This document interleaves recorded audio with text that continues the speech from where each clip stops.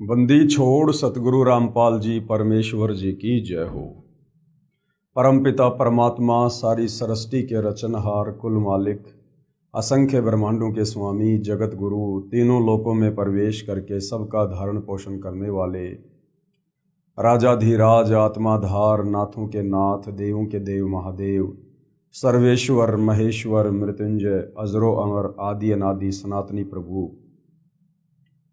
जगत पिता जगदीश्वर श्री श्री 1008 की उपाधि के वास्तविक अधिकारी अकाल मूरत सौद स्वरूपी राम वासुदेव सर्वगतम ब्रह्म परम पूज्य प्रथम पूज्य परम संत परम पुरुष परम धनी परम दयालु सत्य कबीर हक्का कबीर अल्लाहु कबीर अल्लाहु अकबर बाखबर अल्लाह ताला जगत के तारणहार जगत के मुक्तिदाता जगत के जगन्नाथ हारे के सहारे हिंदुओं के राम मुसलमानों के अल्लाह सिखों के वाहिगुरु ईसाइयों के मसीह दया के सागर दयानिधि करुणा के सागर करुणानिधि स्वयंभू परिभू संकट मोचन कष्ट हरण मंगल करण दुख भंजन अविगत कबीर निर्विकार निर्विषम परमात्मा अलय अलेख सतगुरु आदि अनादि सतगुरु असली मर्यादा पुरुषोत्तम असली राम असली कृष्ण असली घनश्याम असली मुरारी राजाओं के राजा महाराजाओं के महाराजा शहंशाहों के शहंशाह सम्राटों के सम्राट भगवानों के भगवान अल्लाहों के अल्लाह प्रभुओं के प्रभु मसीहाओं के मसीह सच्चे वाहिगुरु बाबाओं के बाबा पीरों के पीर सेठों के सेठ जगत सेठ सावड़सा सेठ सर्वगुण संपन्न अनंत कोटि कलाओं के स्वामी अनंत कोटि ब्रह्मांडों के नायक योगियों में महायोगी ध्यानियों में महाध्यानी सिद्धों में परम सिद्ध ज्ञानियों में तत्व ज्ञानी ब्रह्म ज्ञानी महाज्ञानी परम ज्ञानी सर्वश्रेष्ठ ज्ञानी विज्ञानी युवा कबीर समर्थ कबीर असमवात अमित ओजा सच्चे रहनुमा करीम अल्लाह सुभान अल्लाह दुनिया के अंतिम पैगंबर 8 सितंबर 1951 से गांव धनाना जिला सोनीपत हरियाणा भारतवर्ष की पावन भूमि पे प्रकट रियल कल की भगवान श्री नारायण साकार हरि श्री बाबा साहिब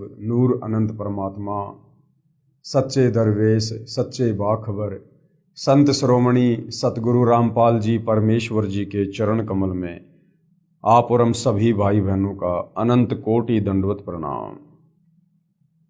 सत्साई भाई और बहनों, बहुत बड़ी दया बहुत बड़ी मेहर पूज्य गुरुदेव भगवान की परमेश्वर रामपाल जी की जो उनके कर कमल से लिखित पवित्र आध्यात्मिक पुस्तक ज्ञान गंगा के ऊपर वीडियो बनाने की श्रृंखला शुरू हुई है। ये पवित्र पुस्तक ज्ञान गंगा सर्व धर्मों के सर्व पवित्र धर्मशास्त्रों से प्रमाणित है। इस पवित्र पुस्तक ज्ञान गंगा को निष्पक्ष होकर धैर्य के साथ रुचि लेकर पढ़ने से पूज्य गुरुदेव भगवान ने आशीर्वाद दिया है कि उस साधक की उस व्यक्ति की 101 पीढ़ी का उद्धार होगा। वो स्वयं तो अपनी आत्मा का कल्याण करवाएगा ही करवाएगा, साथ में उसकी पीढ़ियां भी उसी के पद चिन्हों पर चलती हुई अपनी आत्मा का कल्याण करवाएंगी। और भाई और बहनों, आप और हमें ये मनुष्य जन्म चाहे स्त्री का हो या पुरुष का हो, ये अपनी आत्मा का कल्याण करवाने के लिए ही मिला है, क्योंकि हम यहाँ काल के 21 ब्रह्मांडों में फंसे हुए हैं। आज से पहले सदियों से आप और हमें सृष्टि रचना का ये ज्ञान कोई देने वाला धर्मगुरु नहीं मिला था। रह रहकर परमात्मा कबीर देव तत्वदर्शी संत की भूमिका में इस पृथ्वी पर सतलोक से चलकर आते रहे, हमें समझाते रहे, लेकिन उनकी बातों को हमने अज्ञानी धर्मगुरुओं के अज्ञान से प्रभावित होने के कारण स्वीकार नहीं किया और हम अपनी आत्मा के कल्याण से वंचित रहे। अब भाई और बहनों, पुनः वही कबीर भगवान कबीर परमात्मा कबीर देव सारी सृष्टि का मालिक सर्व ब्रह्मांडों को रचने वाला पुनः आज इस भारतवर्ष की पवित्र भूमि पर सतगुरु रामपाल जी के नाम से तत्वदर्शी संत के रूप में प्रकट है और हमें आत्मा के कल्याण का मार्ग बता रहे हैं। लेकिन काल प्रेरणा से आज भी ज्यादातर लोग वही गलती कर रहे हैं जो गलतियां सदियों से करते आ रहे हैं। कहते हैं सकल पदार्थ है जग माही, भाग बिना नर पावत नाही। परमात्मा की शरण, मोक्ष की प्राप्ति ये भाग्य के बिना नहीं हो सकती है। लेकिन वर्तमान में भाग्य को जगाया जा सकता है, संस्कार को बनाया जा सकता है, यदि हम पवित्र पुस्तक ज्ञान गंगा को रुचि लेकर ध्यान से पढ़ें और जगत गुरु तत्वदर्शी सतगुरु रामपाल जी से उपदेश लेकर भक्ति शुरू करें। तो भाई और बहनों, इस पवित्र पुस्तक ज्ञान गंगा के ऊपर आज हमारा 7वें नंबर का वीडियो है और हम सृष्टि रचना को लेकर समझने की दिशा में आगे बढ़ रहे हैं। तो पिछले वीडियो में सृष्टि रचना की शुरुआत में आप और हमने पवित्र पुस्तक ज्ञान गंगा में पढ़ा कि सर्वप्रथम केवल एक ही परमात्मा था जिसका नाम कबीर देव। वो परमात्मा अनामी लोक में रहा करता था।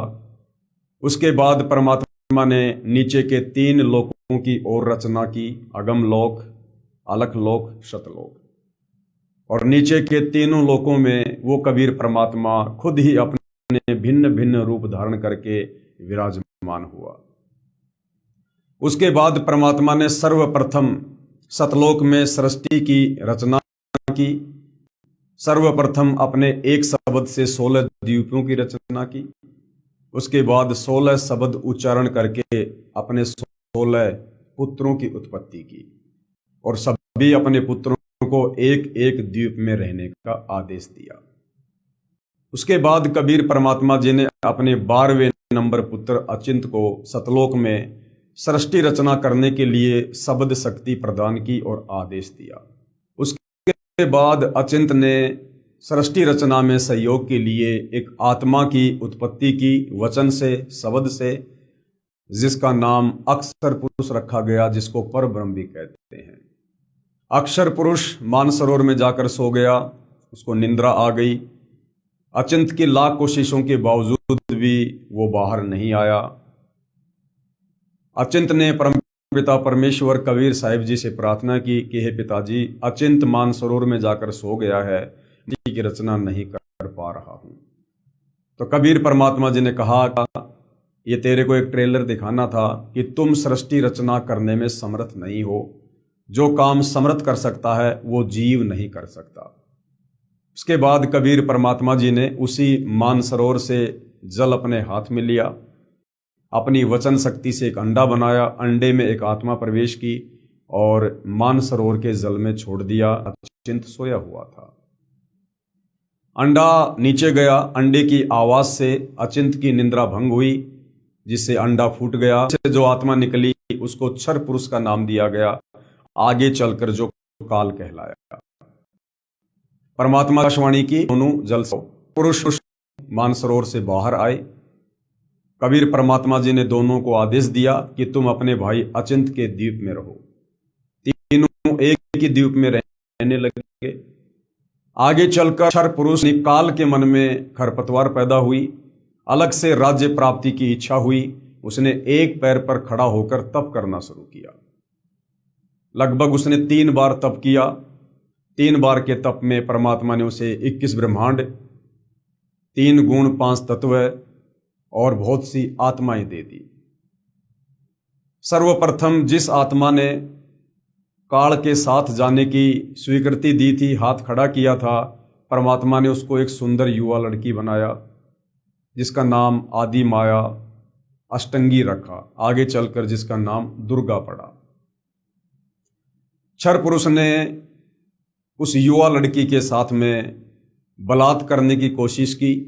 उसके बाद क्षर पुरुष को कबीर परमात्मा जी ने श्राप देकर कि आज के बाद तेरा नाम काल होगा, तू प्रतिदिन 1 लाख आत्माओं का आहार करेगा और काल के 21 ब्रह्मांडों को दुर्गा सहित और हम सब जितने भी आत्माएं जिन्होंने काल के साथ उसके 21 ब्रह्मांड में जाने की स्वीकृति दी थी, सभी आत्माओं को परमात्मा ने दुर्गा के अंतःकरण में सूक्ष्म रूप में फीड कर दिया था और सभी को परमात्मा जी ने सतलोक से 16 संघ कोस की दूरी पर यहाँ भेज दिया, जहाँ हम इस काल के 21 ब्रह्मांड में अपना कर्म भोग रहे हैं।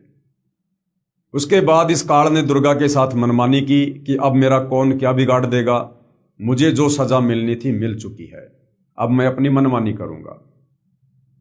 और उसने दुर्गा के साथ में जबरदस्ती की, शारीरिक संबंध बनाए और 3 पुत्र उत्पन्न किए, रजगुण ब्रह्मा, शतगुण विष्णु, तमगुण शंकर। उसके बाद ब्रह्मा जी ने अपने पिता काल ब्रह्म की तलाश करने की कोशिश की, 4 युग तक ध्यान लगाया, लेकिन अपने पिता को प्राप्त नहीं कर पाया। माता दुर्गा को झूठ बोलने के चलते कि मैंने पिता के दर्शन कर लिए, ब्रह्मा जी को श्राप लगा कि जग में तेरी पूजा नहीं होगी और तेरे वंशज भी तेरी तरह पाखंडी होंगे। उसके बाद विष्णु जी ने अपने पिता काल ब्रह्म की खोज करने की कोशिश की, लेकिन नहीं मिला। उसने अपनी माता दुर्गा को आकर सब कुछ सच सच बता दिया। दुर्गा ने आशीर्वाद दिया कि बेटा तू सत्यवादी होगा, जग में तेरी पूजा होगी। शंकर जी ने अपने पिता की खोज ही नहीं की कि जब मेरे 2 भाइयों को पिता नहीं मिला तो मैं व्यर्थ में प्रयत्न नहीं करूंगा। उसके बाद दुर्गा ने इन तीनों की शादी कर दी, इनको अपने अपने लोकों में भेज दिया और एक एक गुण युक्त कर दिया। रजोगुण का स्वामी ब्रह्मा जी, सतोगुण का स्वामी विष्णु जी, तमोगुण का स्वामी शंकर जी। उसके बाद में इस काल ब्रह्म ने, जिसको ब्रह्म कहते हैं, काल कहते हैं, क्षर पुरुष भी इसी का नाम है, ज्योति निरंजन भी कहते हैं, जो ब्रह्मा विष्णु महेश का पिता है, दुर्गा का पति है, इसने दुर्गा से कहा कि दुर्गा अब मैं किसी को भी अपने वास्तविक काल रूप में दर्शन नहीं दूंगा और तीनों पुत्रों के माध्यम से अब तू मेरे भोजन की व्यवस्था करेगी, जीवों की उत्पत्ति करवाएगी। और काल ने फिर प्रतिज्ञा कर ली कि आज के बाद मैं अव्यक्त रहूंगा। तो आगे हम सृष्टि रचना में आज इसी विषय पर चर्चा करेंगे कि काल ने फिर अव्यक्त रहने की प्रतिज्ञा क्यों की। तो भाई और बहनों, ये पवित्र पुस्तक ज्ञान गंगा आप जियों के समक्ष है और आज का टॉपिक है ब्रह्म यानी काल की अव्यक्त रहने की प्रतिज्ञा। अव्यक्त का मतलब निराकार नहीं होता है, अव्यक्त का मतलब होता है जो साकार है लेकिन दिखाई नहीं दे रहा है। जिस प्रकार सूर्य के सामने बादल आ जाने से सूर्य निराकार नहीं होता बल्कि अव्यक्त हो जाता है, कुछ समय के लिए दिखाई नहीं देता है, और जैसे ही बादल वहां से हटते हैं सूर्य हमें दिखाई देता है। तो इसी प्रकार ये काल ब्रह्म, ये ज्योति निरंजन, ये क्षर पुरुष, ये निराकार नहीं है, ये अव्यक्त रहता है, ये अपनी योग माया से छुपा रहता है, किसी को दर्शन नहीं देता है। काल ब्रह्म की अव्यक्त रहने की प्रतिज्ञा सूक्ष्म वेद से सृष्टि रचना, जो 5वां वेद सूक्ष्म वेद है, कबीर सागर की वाणी और आदरणीय गरीबदास जी का जो सदग्रंथ साहिब है, जिसको अमर ग्रंथ भी कहते हैं, वो 5वां वेद है जिसमें कंप्लीट आध्यात्मिक ज्ञान है, कंप्लीट सृष्टि रचना है। तीनों पुत्रों की उत्पत्ति के पश्चात ब्रह्म ने अपनी पत्नी दुर्गा यानी प्रकृति से कहा कि मैं प्रतिज्ञा करता हूं कि भविष्य में किसी को अपने वास्तविक रूप में दर्शन नहीं दूंगा, जिस कारण से मैं अव्यक्त माना जाऊंगा। दुर्गा से कहा कि आप मेरा भेद किसी को मत देना, मैं गुप्त रहूंगा। इस काल ब्रह्म ने दुर्गा अपनी पत्नी को कह दिया कि तू भी मेरा भेद किसी को मत देना, कि ऐसे ऐसे हम सतलोक से आए हैं और कबीर भगवान ने हमें श्राप दिया हुआ है और मुझे प्रतिदिन 1 लाख मानव शरीरधारी आत्माओं का आहार करना पड़ता है। ये भेद तू मेरे तीनों बेटों ब्रह्मा विष्णु महेश को भी मत बताना। दुर्गा से कहा कि आप मेरा भेद किसी को मत देना, मैं गुप्त रहूंगा। दुर्गा ने पूछा कि क्या आप अपने पुत्रों को भी दर्शन नहीं दोगे? दुर्गा ने कहा क्या तुम ब्रह्मा विष्णु महेश को भी दर्शन नहीं दोगे? तो ब्रह्म यानी काल ने कहा मैं अपने पुत्रों को तथा अन्य को किसी भी साधना से दर्शन नहीं दूंगा, यानी मैं संसार में किसी को भी जप से, तप से, साधना से, किसी भी मंत्र के जाप से मैं दर्शन नहीं दूंगा। ये मेरा अटल घटिया नियम है, यह मेरा अटल नियम रहेगा। दुर्गा ने कहा यह तो आपका उत्तम नियम नहीं है जो आप अपनी संतान से भी छुपे रहोगे। तब काल ने कहा दुर्गा मेरी विवशता यानी मजबूरी है, मुझे 1 लाख मानव शरीरधारी प्राणियों का आहार करने का श्राप लगा है। यदि मेरे पुत्रों ब्रह्मा विष्णु महेश को पता लग गया तो ये उत्पत्ति स्थिति तथा संहार का कार्य नहीं करेंगे। काल क्या कह रहा कि दुर्गा, अगर मेरे तीनों बेटों को ब्रह्मा विष्णु महेश को अगर हकीकत का पता चल गया कि मैं रोजाना 1,00,000 मानव शरीरधारी प्राणियों के सूक्ष्म शरीर का आहार करूंगा, तो ये ब्रह्मा विष्णु महेश मेरे लिए फिर ये कार्य नहीं करेंगे। ना ब्रह्मा सृष्टि की उत्पत्ति करेगा यानी जीवों की उत्पत्ति करेगा, ना विष्णु मोह ममता में बांध के रखेगा, और ना शंकर संहार का कार्य करेगा। तो ये मेरी मजबूरी है। यदि मेरे पुत्रों ब्रह्मा विष्णु महेश को पता लग गया तो ये उत्पत्ति स्थिति तथा संहार का कार्य नहीं करेंगे।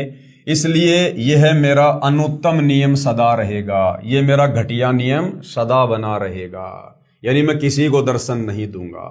जब ये तीनों कुछ बड़े हो जाएं तो इन्हें सचेत कर देना, मेरे विषय में नहीं बताना, नहीं तो मैं तुझे भी दंड दूंगा। दुर्गा इस डर के मारे वास्तविकता नहीं बताती। ये दुर्गा भी अपने तीनों बेटों ब्रह्मा विष्णु महेश को इस काल इस ब्रह्म के डर से वास्तविकता नहीं बताती है। अब भाई और बहनों, जो बातें आपको बताई जा रही है सृष्टि रचना के माध्यम से, अब इसका प्रमाण हमारे धर्मशास्त्रों में कहां है ताकि हमें विश्वास हो। इसका प्रमाण देखिएगा, गीता अध्याय 7 श्लोक नंबर 24 में कहा है, क्योंकि गीता जी का ज्ञान श्री कृष्ण जी में प्रेत की भांति प्रवेश करके इसी काल ब्रह्म ने, इसी क्षर पुरुष ने दिया। इसी ब्रह्मा विष्णु महेश के पिता दुर्गा के पति इसी काल ने गीता जी का ज्ञान दिया, क्योंकि इसने महाभारत का युद्ध करवाना था, इसने जनता को मरवाना था, क्योंकि इसको रोजाना 1,00,000 मानव शरीरधारी प्राणियों के सूक्ष्म शरीर से निकली गंध को, वासना को खाना पड़ता है। इसलिए इस प्रकार के युद्ध ये काल करवाता है। अन्यथा श्री कृष्ण जी युद्ध के पक्ष में नहीं थे। श्री कृष्ण जी तो पांडव और कौरवों के रिश्तेदार थे, और रिश्तेदार कभी युद्ध के पक्ष में नहीं हुआ करते हैं, समझौता करवाया करते हैं। और श्री कृष्ण जी तो 3 बार शांति दूत बनकर युद्ध रुकवाने के लिए दुर्योधन के पास गए थे।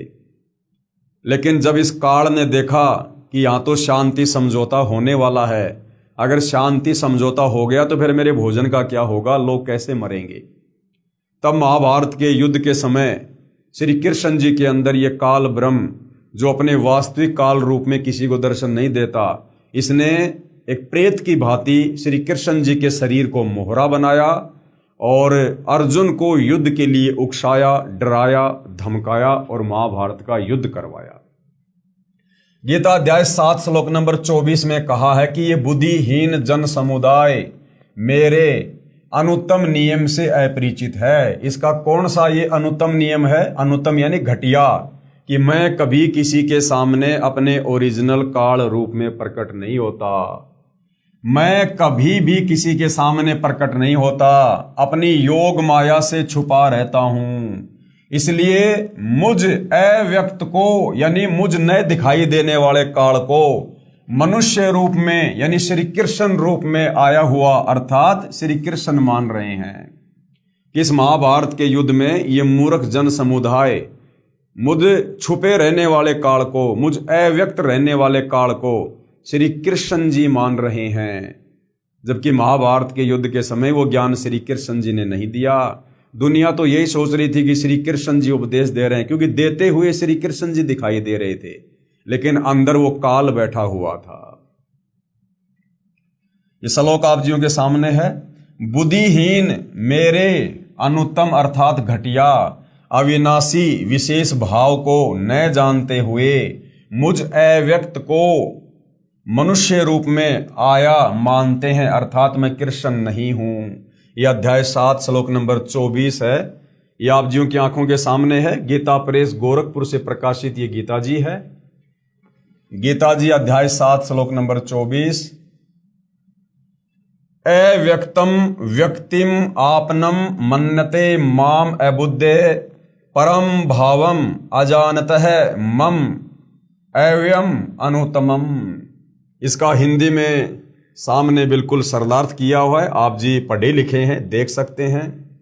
बुद्धिहीन पुरुष यानी इस महाभारत के युद्ध में जितने भी बड़े बड़े योद्धा हैं, ये जो सेना है, ये बुद्धिहीन पुरुष मेरे अनुत्तम यानी घटिया, अविनाशी, परम भाव को न जानते हुए, यानी काल कह रहा है कि मेरे घटिया नियम को ये जन समुदाय ना जानते हुए मन इंद्रियों से परे मुझ सच्चिदानंद घन परमात्मा को मनुष्य की भांति जन्म कर यानी व्यक्ति भाव को प्राप्त हुआ मानते हैं। ये लोग मुझे श्री कृष्ण जी के रूप में मान रहे हैं कि मैं श्री कृष्ण की तरह जन्म लेकर प्रकट होता हूं। तो ये काल कह रहा है कि ये मूर्ख जन समुदाय, बुद्धिहीन जन समुदाय मेरे इस घटिया नियम से अपरिचित है कि मैं श्री कृष्ण की तरह किसी मां से जन्म लेकर नहीं आता।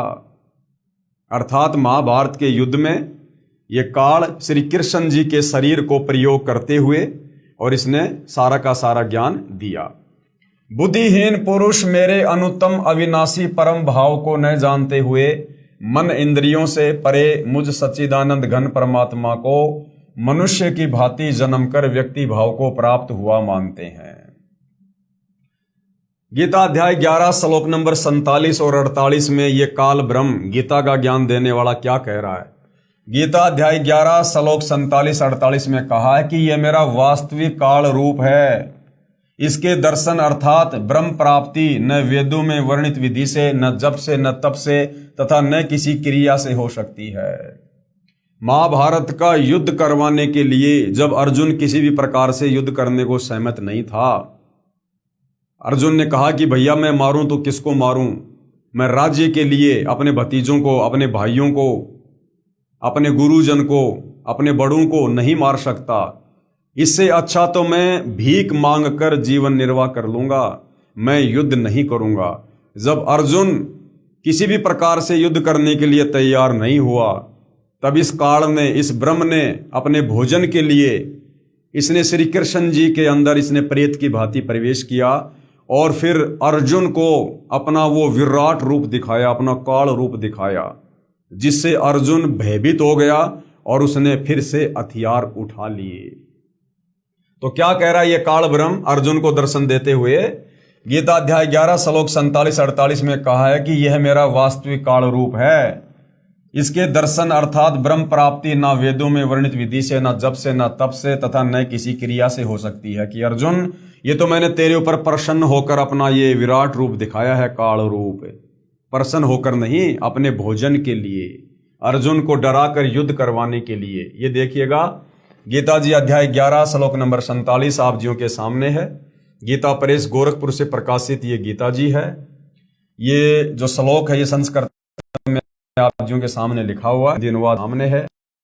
हे अर्जुन, अनुग्रह पूर्व यानी मैंने प्रसन्न होकर मैंने अपनी योग शक्ति के प्रभाव से यह मेरा परम तेजोमय, सबका आदि और सीमा रहित विराट रूप तुझको दिखलाया है, जिससे तेरे अतिरिक्त दूसरे किसी ने पहले नहीं देखा था। अर्थात महाभारत का युद्ध के भोजन इस काल ने, इस ब्रह्म ने श्री कृष्ण जी के शरीर में प्रेत की भांति प्रवेश करके और अर्जुन को डराने के लिए, युद्ध के लिए राजी करने के लिए अपना विराट रूप दिखाया, अपना काल रूप दिखाया।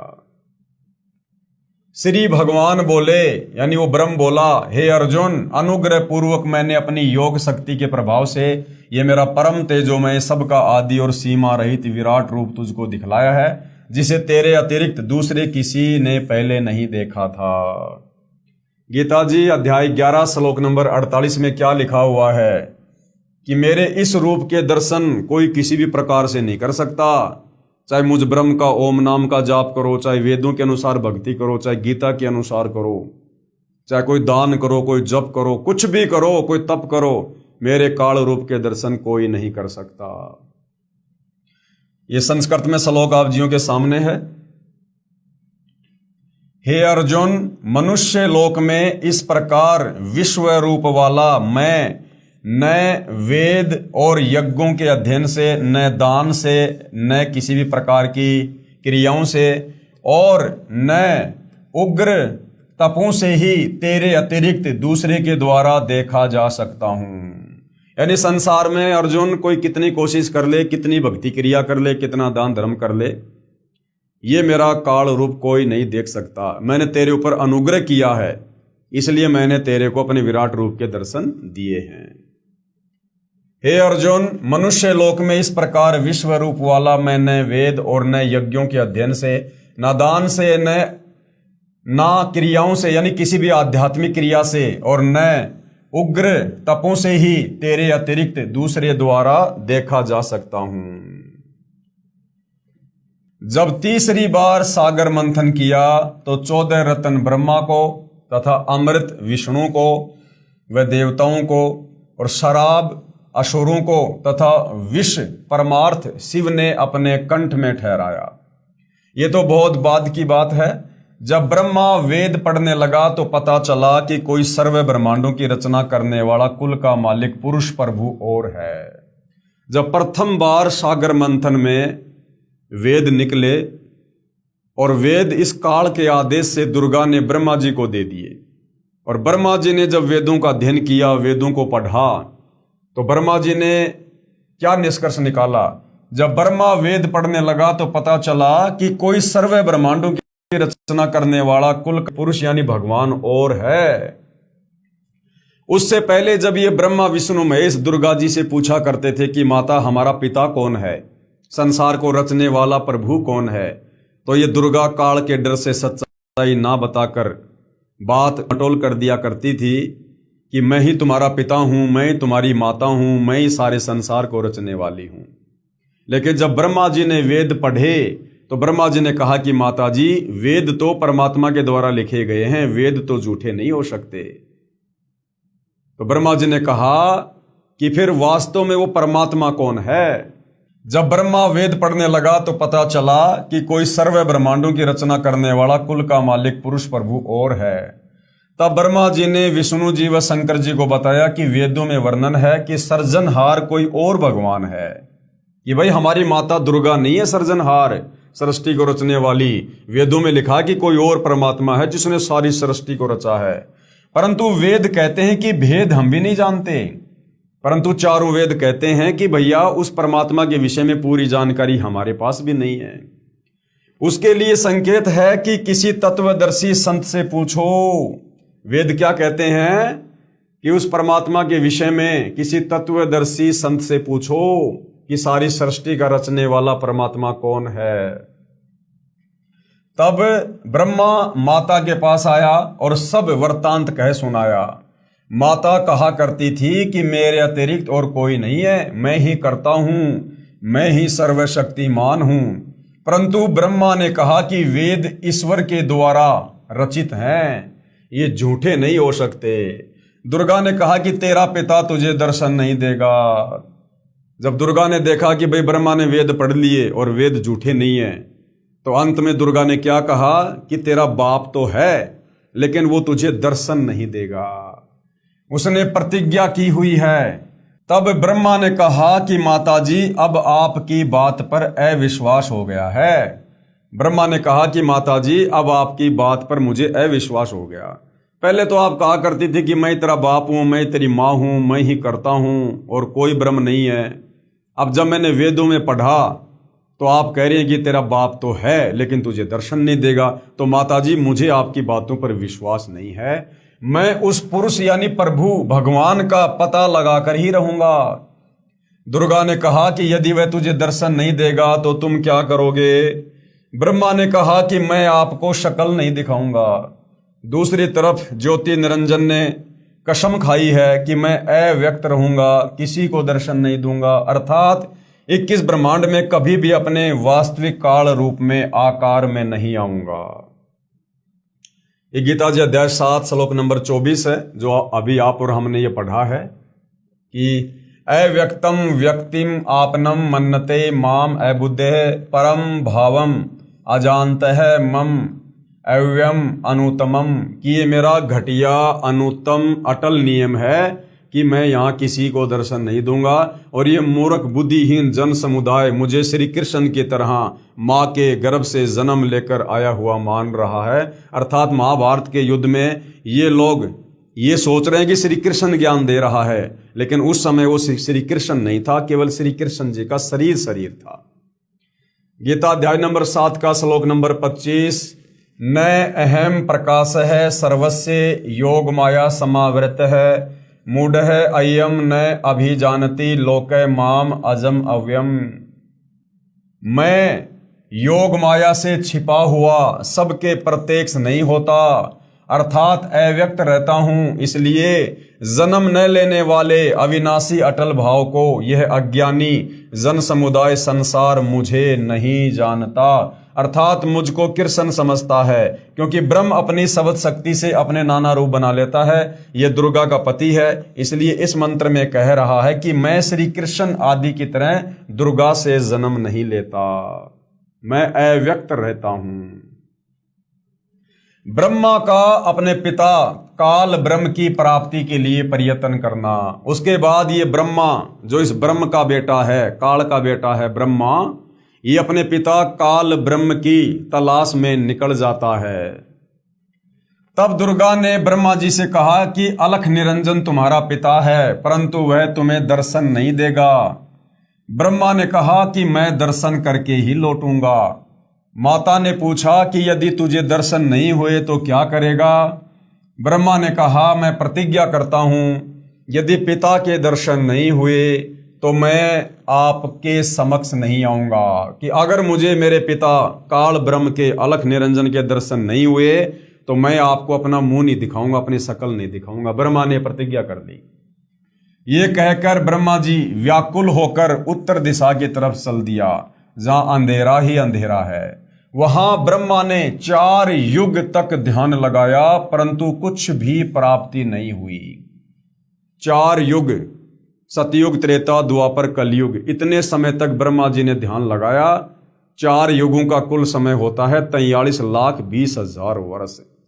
इतने समय तक ब्रह्मा जी ने ध्यान लगाया, लेकिन इस काल ब्रह्म ने जो प्रतिज्ञा कर रखी है कि मैं किसी भी प्रकार की साधना से, तपस्या से मैं दर्शन नहीं दूंगा। काल ने आकाशवाणी की कि जीव उत्पत्ति क्यों नहीं की। अब उधर से काल ने दुर्गा को आकाशवाणी की कि दुर्गा मुझे भूख लग रही है, तुझे तो पता है मुझे श्राप लगा हुआ है 1 लाख मानव शरीरधारी आत्माओं को खाने का, अभी तक जीवों की उत्पत्ति क्यों नहीं हुई।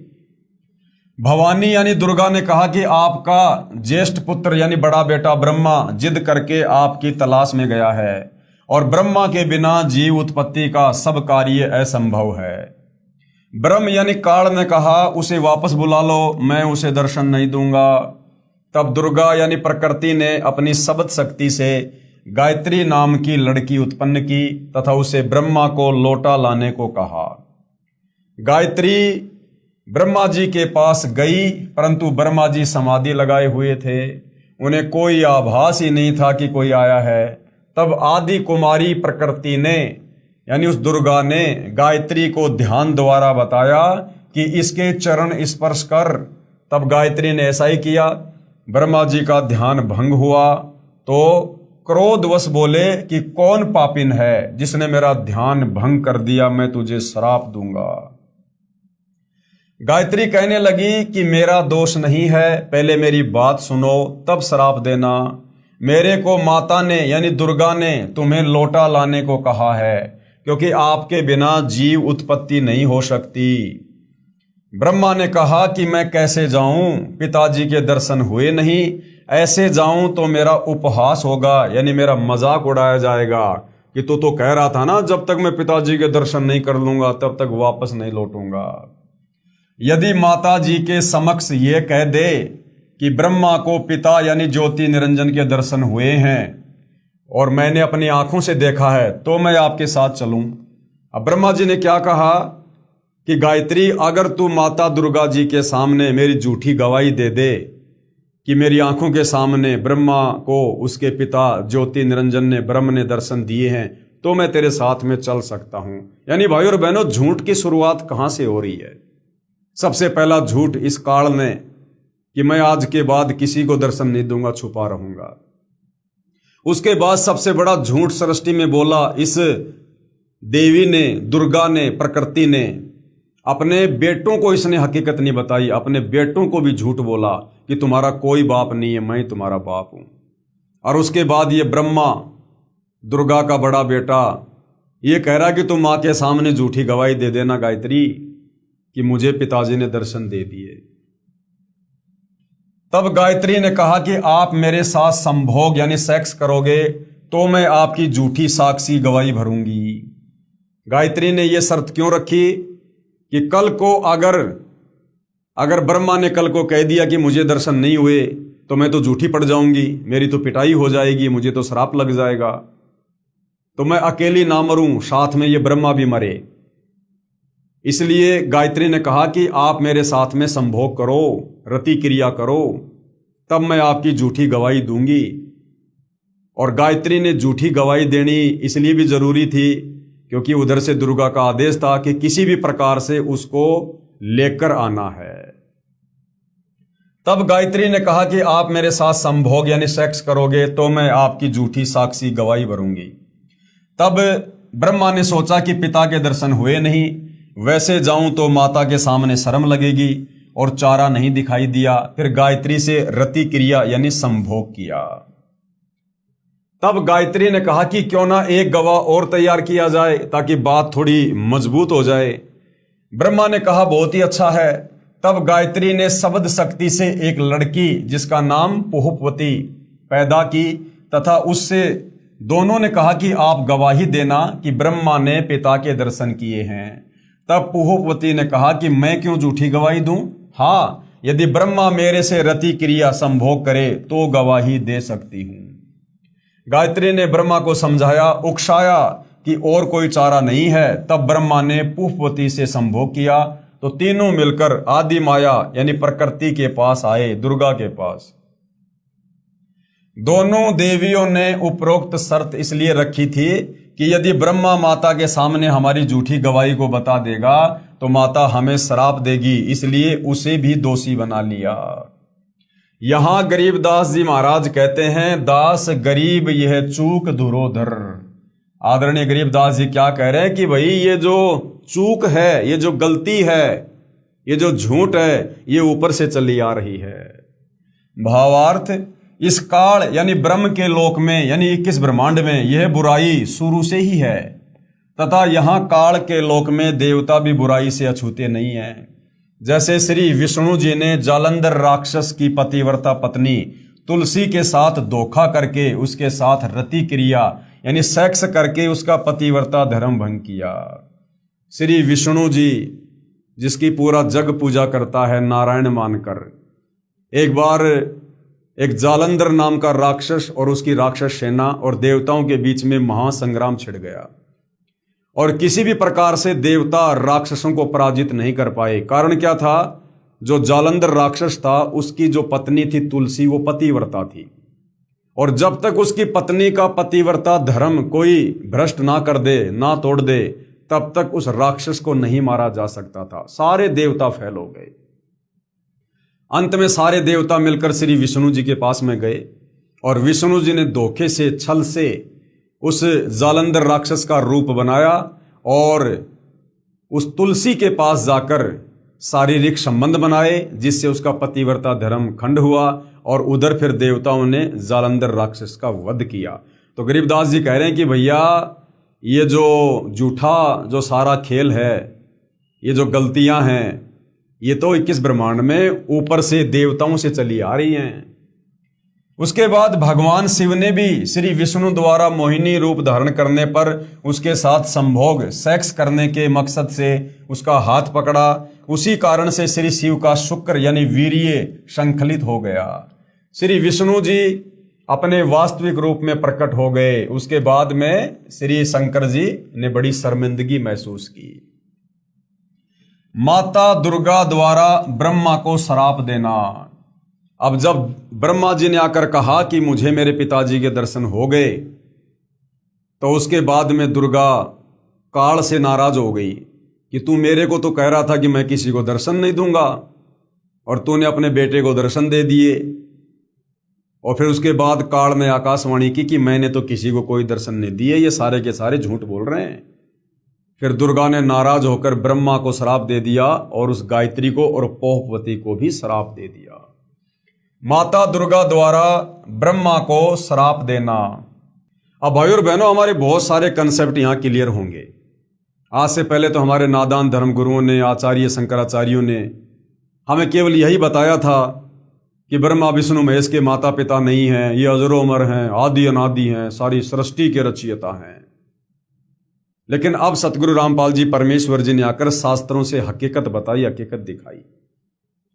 हम पहले सोचा करते थे कि भाई शंकर जी की पूरी दुनिया भक्ति करती है, बहुत सारे मंदिर हैं, विष्णु जी की पूरी दुनिया भक्ति करती है, बहुत सारे मंदिर हैं, ये ब्रह्मा जी की भक्ति कोई क्यों नहीं करता? ये पूरे संसार में एक छोटा सा मंदिर अजमेर के पुष्कर में ही क्यों है ब्रह्मा जी का? बाकी आम घरों में ब्रह्मा जी की भक्ति क्यों नहीं होती है? तो कहीं कोई जवाब हमें नहीं मिलता था धर्म गुरुओं से, क्योंकि उन्हें खुद नहीं पता था। अब सतगुरु रामपाल जी ने सृष्टि रचना के माध्यम से बताया कि ब्रह्मा की भक्ति क्यों नहीं होती है, क्योंकि ब्रह्मा को उसकी माता दुर्गा ने श्राप दे रखा है। माता दुर्गा द्वारा ब्रह्मा को श्राप देना।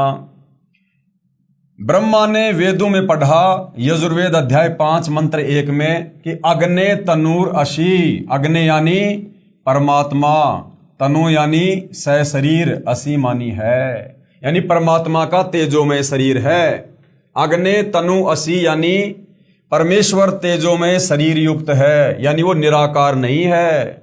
विष्णवे तवा सोमस्य तनुवशी, इसका अर्थ है सभी का पालन करने के लिए उस अविनाशी परमात्मा का शरीर है। इसलिए ब्रह्मा ने उन दोनों स्त्रियों को समझा दिया था, गायत्री को और पोहपति को, कि अगर माताजी पूछे ना कि भाई अगर तुम्हारे सामने इस ब्रह्मा को अगर इसके पिता ने दर्शन दिए हैं तो बताओ वो कैसा दिखाई देता है। तो ब्रह्मा ने पहले वेदों से पढ़ लिया था कि परमात्मा सहशरीर है, उसका तेजोमय शरीर है। तो ब्रह्मा ने दोनों लड़कियों को पढ़ा दिया कि अगर माता इस प्रकार की बात पूछ ले तो बता देना कि वो सहशरीर है, तेजोमय शरीर है। कि तुम कहना कि परमात्मा मानव सदृश से, यानी इंसान की तरह दिखाई देने वाला तेजोमय शरीर युक्त है। तब माता ने ब्रह्मा से पूछा, यानी दुर्गा ने फिर ब्रह्मा से पूछा, क्या तुझे तेरे पिता के दर्शन हुए? ब्रह्मा ने कहा, हाँ मुझे पिता के दर्शन हुए हैं, वह मनुष्य सदृश तेजोमय शरीर युक्त है। दुर्गा ने कहा, साक्षी बता, कि कोई गवाह बता। तब ब्रह्मा ने कहा, इन दोनों के सामने साक्षात्कार हुआ। देवी ने उन दोनों लड़कियों से पूछा, क्या तुम्हारे सामने ब्रह्म यानी काल का साक्षात्कार हुआ है? तब दोनों ने कहा कि हाँ, हमने अपनी आंखों से देखा है। फिर भवानी यानी प्रकृति को संशय हुआ कि मुझे तो उस ब्रह्म ने यानी काल ने कहा था कि मैं किसी को दर्शन नहीं दूंगा, परंतु ये कहते हैं कि दर्शन हुए हैं। तब अष्टंगी यानी 8 भुजा वाली दुर्गा ने ध्यान लगाया और काल यानी ज्योति निरंजन से पूछा कि ये क्या कहानी है? ज्योति निरंजन जी ने कहा कि ये तीनों झूठ बोल रहे हैं। काल ने कहा कि दुर्गा ये तीनों झूठ बोल रहे हैं। तब माता ने कहा कि तुम झूठ बोल रहे हो। दुर्गा ने कहा उन तीनों से कि तुम झूठ बोल रहे हो, आकाशवाणी हुई है कि इन्हें कोई दर्शन नहीं हुए। ये बात सुनकर ब्रह्मा ने कहा कि माताजी, मैं सौगंध खाकर पिता की तलाश करने गया था, परंतु पिता यानी ब्रह्म के दर्शन नहीं हुए और आपके पास आने में शर्म लग रही थी, इसलिए हमने झूठ बोल दिया। तब माता दुर्गा ने कहा, अब मैं तुम्हें श्राप दूंगी। दुर्गा गुस्से में हो गई और दुर्गा ने कहा कि ब्रह्मा, अब मैं तेरे को श्राप दूंगी। अब भाई और बहनों, दुर्गा जी ने ब्रह्मा जी को क्या श्राप दिया, जिस कारण से जगत में ब्रह्मा जी की भक्ति कोई नहीं करता। ब्रह्मा को श्राप, तेरी पूजा जग में नहीं होगी, आगे तेरे वंशज होंगे वे बहुत पाखंड करेंगे। यानी ब्रह्मा, आगे जो तेरे वंशज होंगे, जो ब्राह्मण होंगे, धर्म गुरु होंगे, जो पंडित होंगे, ये जो जाति से पंडित और ब्राह्मण हैं, इनकी बात नहीं हो रही। आध्यात्मिक क्षेत्र में जो धर्म शास्त्रों के आधार से जनता का मार्गदर्शन करता है, जो गुरु पद पर होता है, उसको असल में पंडित कहते हैं, ब्राह्मण कहते हैं, धर्म गुरु कहते हैं। क्योंकि ब्रह्मा जी को चारों वेद दिए गए और ब्रह्मा जी ने फिर आगे वो वेद और वेदों का ज्ञान अपने वंशजों को दिया, जैसे मनु को दिया, मनु ने फिर आगे अपने वंशजों को दिया। तो दुर्गा ने श्राप दिया कि तेरे वंशज भी, यानी जो ब्राह्मण जो गुरु पद पर होंगे ना, वो भी तेरे जैसे पाखंडी होंगे, झूठे होंगे। ब्रह्मा को श्राप, तेरी पूजा जगत में नहीं होगी, आगे तेरे वंशज होंगे, वे बहुत पाखंड करेंगे, झूठी बात बनाकर जगत को ठगेंगे, ऊपर से तो कर्म कांड करते दिखाई देंगे, अंदर से विकार करेंगे, कथा पुराणों को पढ़कर सुनाया करेंगे, लेकिन स्वयं को ज्ञान नहीं होगा कि सदग्रंथों में वास्तविकता क्या है। फिर भी मानवश तथा धन प्राप्ति के लिए गुरु बनकर अनुयायियों को लोक वेद यानी शास्त्र विरुद्ध दंत कथा सुनाया करेंगे। देवी देवों की पूजा करके तथा करवा के दूसरों की निंदा करके कष्ट पर कष्ट उठाएंगे। जो उनके अनुयायी होंगे उनको परमार्थ नहीं बताएंगे, दक्षिणा के लिए जगत को गुमराह करते रहेंगे, अपने आप को सबसे श्रेष्ठ मानेंगे, दूसरों को नीचा समझेंगे। तो ये श्राप दुर्गा जी ने ब्रह्मा जी को दिया। जब माता के मुख से ये सुना तो ब्रह्मा मूर्छित हो गया, ब्रह्मा जी कोमा में चले गए और जमीन पर गिर गया। बहुत समय उपरांत होश में आया। उसके बाद दुर्गा ने उन दोनों लड़कियों को भी श्राप दिया। गायत्री को क्या श्राप दिया? तेरे कई सांड पति होंगे, तू मृतलोक में गाय बनेगी, यानी इस पृथ्वी पर तू गाय बनेगी और कई कई सांड तेरे पति होंगे। पोहपवती को क्या श्राप दिया? तेरी जगह गंदगी में होगी, तेरे फूलों को कोई पूजा में काम नहीं लेगा, इस झूठी गवाही के कारण तुझे ये नरक भोगना पड़ेगा, तेरा नाम केवड़ा केतकी होगा। हरियाणा में कुशोंदी कहते हैं, यह गंदगी यानी कुरड़ियों वाली जगह पर होती है। तो तीनों को दुर्गा ने श्राप दे दिया। इस प्रकार तीनों को श्राप देकर माता भवानी यानी दुर्गा बहुत पछताई। इस प्रकार पहले तो जीव बिना सोचे मन यानी काल निरंजन के प्रभाव से गलत कार्य कर देता है, परंतु जब आत्मा यानी सत्य पुरुष के अंश के प्रभाव से उसे ज्ञान होता है तो पीछे पछताना पड़ता है। जिस प्रकार माता पिता अपने बच्चों को छोटी सी गलती के कारण ताड़ते हैं गुस्से में आकर, परंतु बाद में बहुत पछताते हैं, यही प्रक्रिया मन यानी काल निरंजन के प्रभाव से सभी जीवों में क्रियावान हो रही है। हाँ, यहाँ एक बात विशेष है कि निरंजन यानी काल ब्रह्म ने भी अपना कानून बना रखा है। सत का राज धर्म राय कर ही, अपना किया सबे दंड भर ही। इस काल ब्रह्म ने भी अपना कानून बना रखा है कि यदि कोई जीव किसी दुर्बल जीव को सताएगा उसे उसका बदला देना पड़ेगा। जब आदि भवानी यानी उस प्रकृति देवी ने, अष्टंगी ने यानी दुर्गा ने, जब ब्रह्मा गायत्री और पोहपवती को श्राप दिया तो अलख निरंजन यानी काल ब्रह्म ने कहा कि हे भवानी, हे प्रकृति, अष्टंगी दुर्गा, ये आपने अच्छा नहीं किया। अब मैं यानी काल निरंजन आपको श्राप देता हूं। फिर इस काल ने भी दुर्गा को श्राप दे दिया। और क्या श्राप दिया? कि द्वापर युग में तेरे भी 5 पति होंगे, अर्थात ये जो द्रौपदी थी ये आदि माया का अवतार हुई। इस काल के श्राप के चलते जो द्रौपदी थी वो द्वापर युग में, जिस द्रौपदी के कारण महाभारत का युद्ध हुआ, जिसने दुर्योधन को टोंट कसा था कि अंधों की संतान अंधी होती है, द्रौपदी जो 5 पांडवों की सांझली पत्नी थी, वो कौन थी? वो दुर्गा थी, दुर्गा का अवतार थी वो। तो काल ने क्या श्राप दिया कि द्वापर युग में तेरे भी 5 पति होंगे। द्रौपदी ही आदि माया यानी दुर्गा का अवतार हुई। जब यह आकाशवाणी सुनी तो आदि माया ने कहा कि हे ज्योति निरंजन काल, मैं तेरे वश पड़ी हूं, जो चाहे सो कर ले। दुर्गा ने क्या सोचा कि भैया मैंने सतलोक में गलती कर दी, बहुत बड़ी, सबसे पहले हाथ ऊपर करके तेरे साथ आने की स्वीकृति देके, अपने पिता कबीर भगवान से धोखा करके, अब तू जो चाहे सो कर भाई, ये हमारी मजबूरी है। अब सृष्टि रचना में दुर्गा जी के अन्य नामों का बार बार लिखने का उद्देश्य है कि पुराणों, गीता तथा वेदों में प्रमाण देखते समय भ्रम उत्पन्न नहीं होगा। जैसे गीता अध्याय 14 श्लोक 3 और 4 में काल ब्रह्म ने कहा है कि प्रकृति तो गर्भ धारण करने वाली सब जीवों की माता है और मैं उसके गर्भ में बीज स्थापित करने वाला पिता हूं।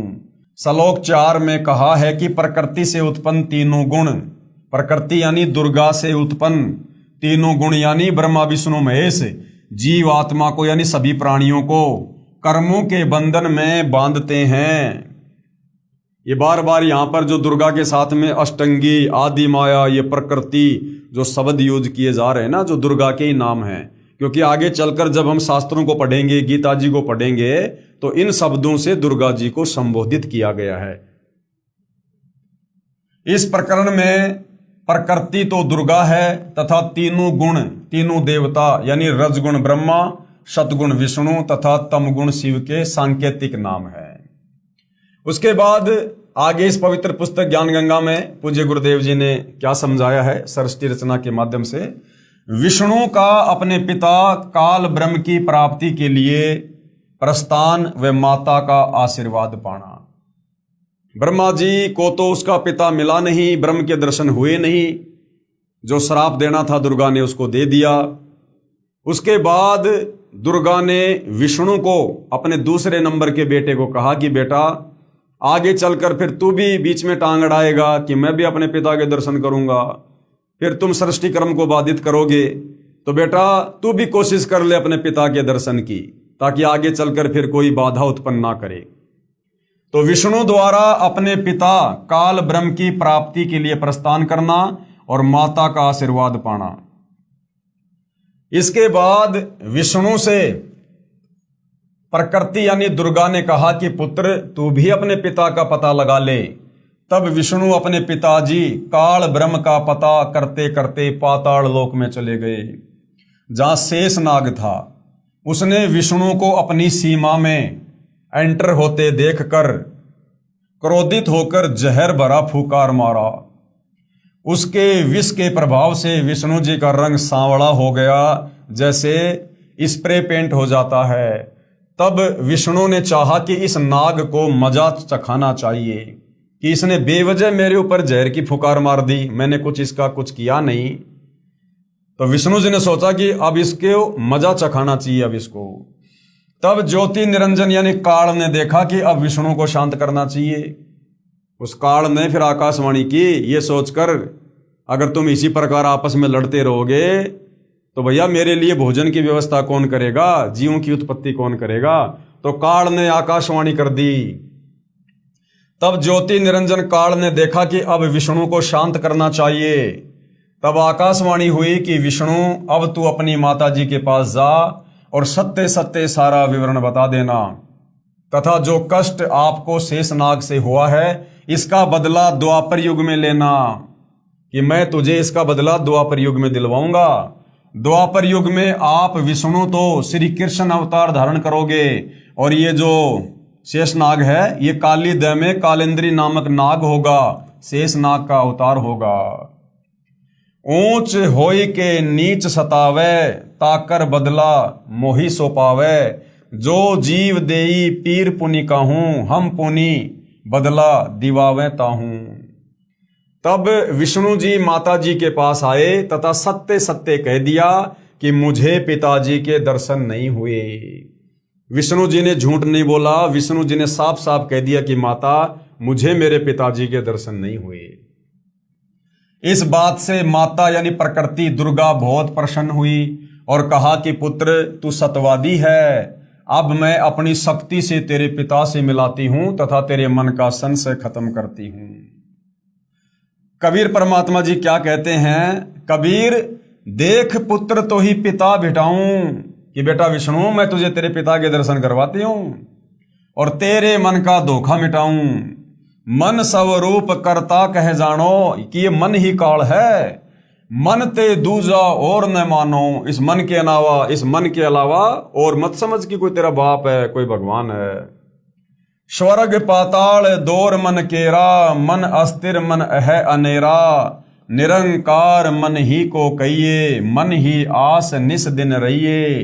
देख हूं पलटी शून्य में है ज्योति, जहां पर झिलमिल झालर ज्योति होती।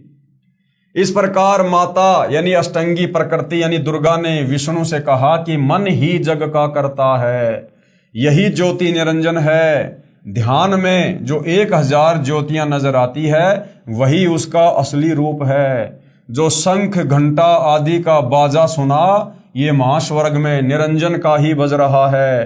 तब माता यानी अष्टंगी प्रकृति ने कहा कि हे पुत्र, तुम सब देवों के सरताज हो और तेरी हर कामना व कार्य मैं पूर्ण करूंगी। तेरी पूजा सर्व जग में होगी। आपने मुझे सच सच बताया है। काल के 21 ब्रह्मांडों के प्राणियों की विशेष आदत है कि अपनी व्यर्थ महिमा बनाता है। जैसे दुर्गा जी श्री विष्णु जी को कह रही है कि तेरी पूजा जग में होगी, मैंने तुझे तेरे पिता के दर्शन करा दिए। दुर्गा ने केवल प्रकाश दिखाकर श्री विष्णु जी को बहका दिया। श्री विष्णु जी भी प्रभु की यही स्थिति अपने अनुयायियों को समझाने लगे कि परमात्मा का केवल प्रकाश दिखाई देता है। अब दुर्गा ने विष्णु जी को बहला दिया कि देख, मैं तुझे तेरे बाप के दर्शन करवाती हूं ब्रह्म के।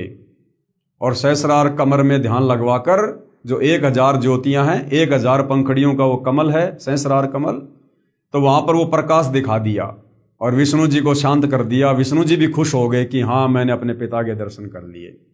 और आगे फिर विष्णु जी ने भी अपने भक्तों को वही ज्ञान प्रचार करना शुरू कर दिया। अब उस ब्रह्म की वास्तविक स्थिति का, परमात्मा की वास्तविक स्थिति का विष्णु को भी नहीं पता। जैसा उसको दुर्गा ने बहकाया वैसा ही आगे विष्णु जी ने प्रचार करना शुरू कर दिया कि भगवान का तो प्रकाश देखा जा सकता है। तो आगे चलकर फिर पूरी दुनिया ने ये मान लिया कि परमात्मा निराकार है, परमात्मा दिखाई नहीं देता, केवल परमात्मा का प्रकाश देखा जा सकता है।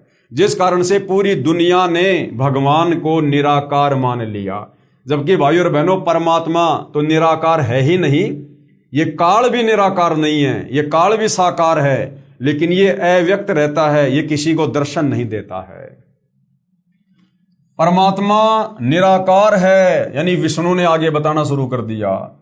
इसके बाद आदि भवानी यानी रुद्र महेश जी के पास गई, यानी शंकर जी के पास गई, अपने तीसरे बेटे के पास, तथा कहा कि महेश यानी शंकर, तू भी कर ले अपने पिता की खोज। तेरे दोनों भाइयों को तो तुम्हारे पिताजी के दर्शन हुए नहीं, उनको जो देना था वह प्रदान कर दिया मैंने, अब आप मांगो जो मांगना है।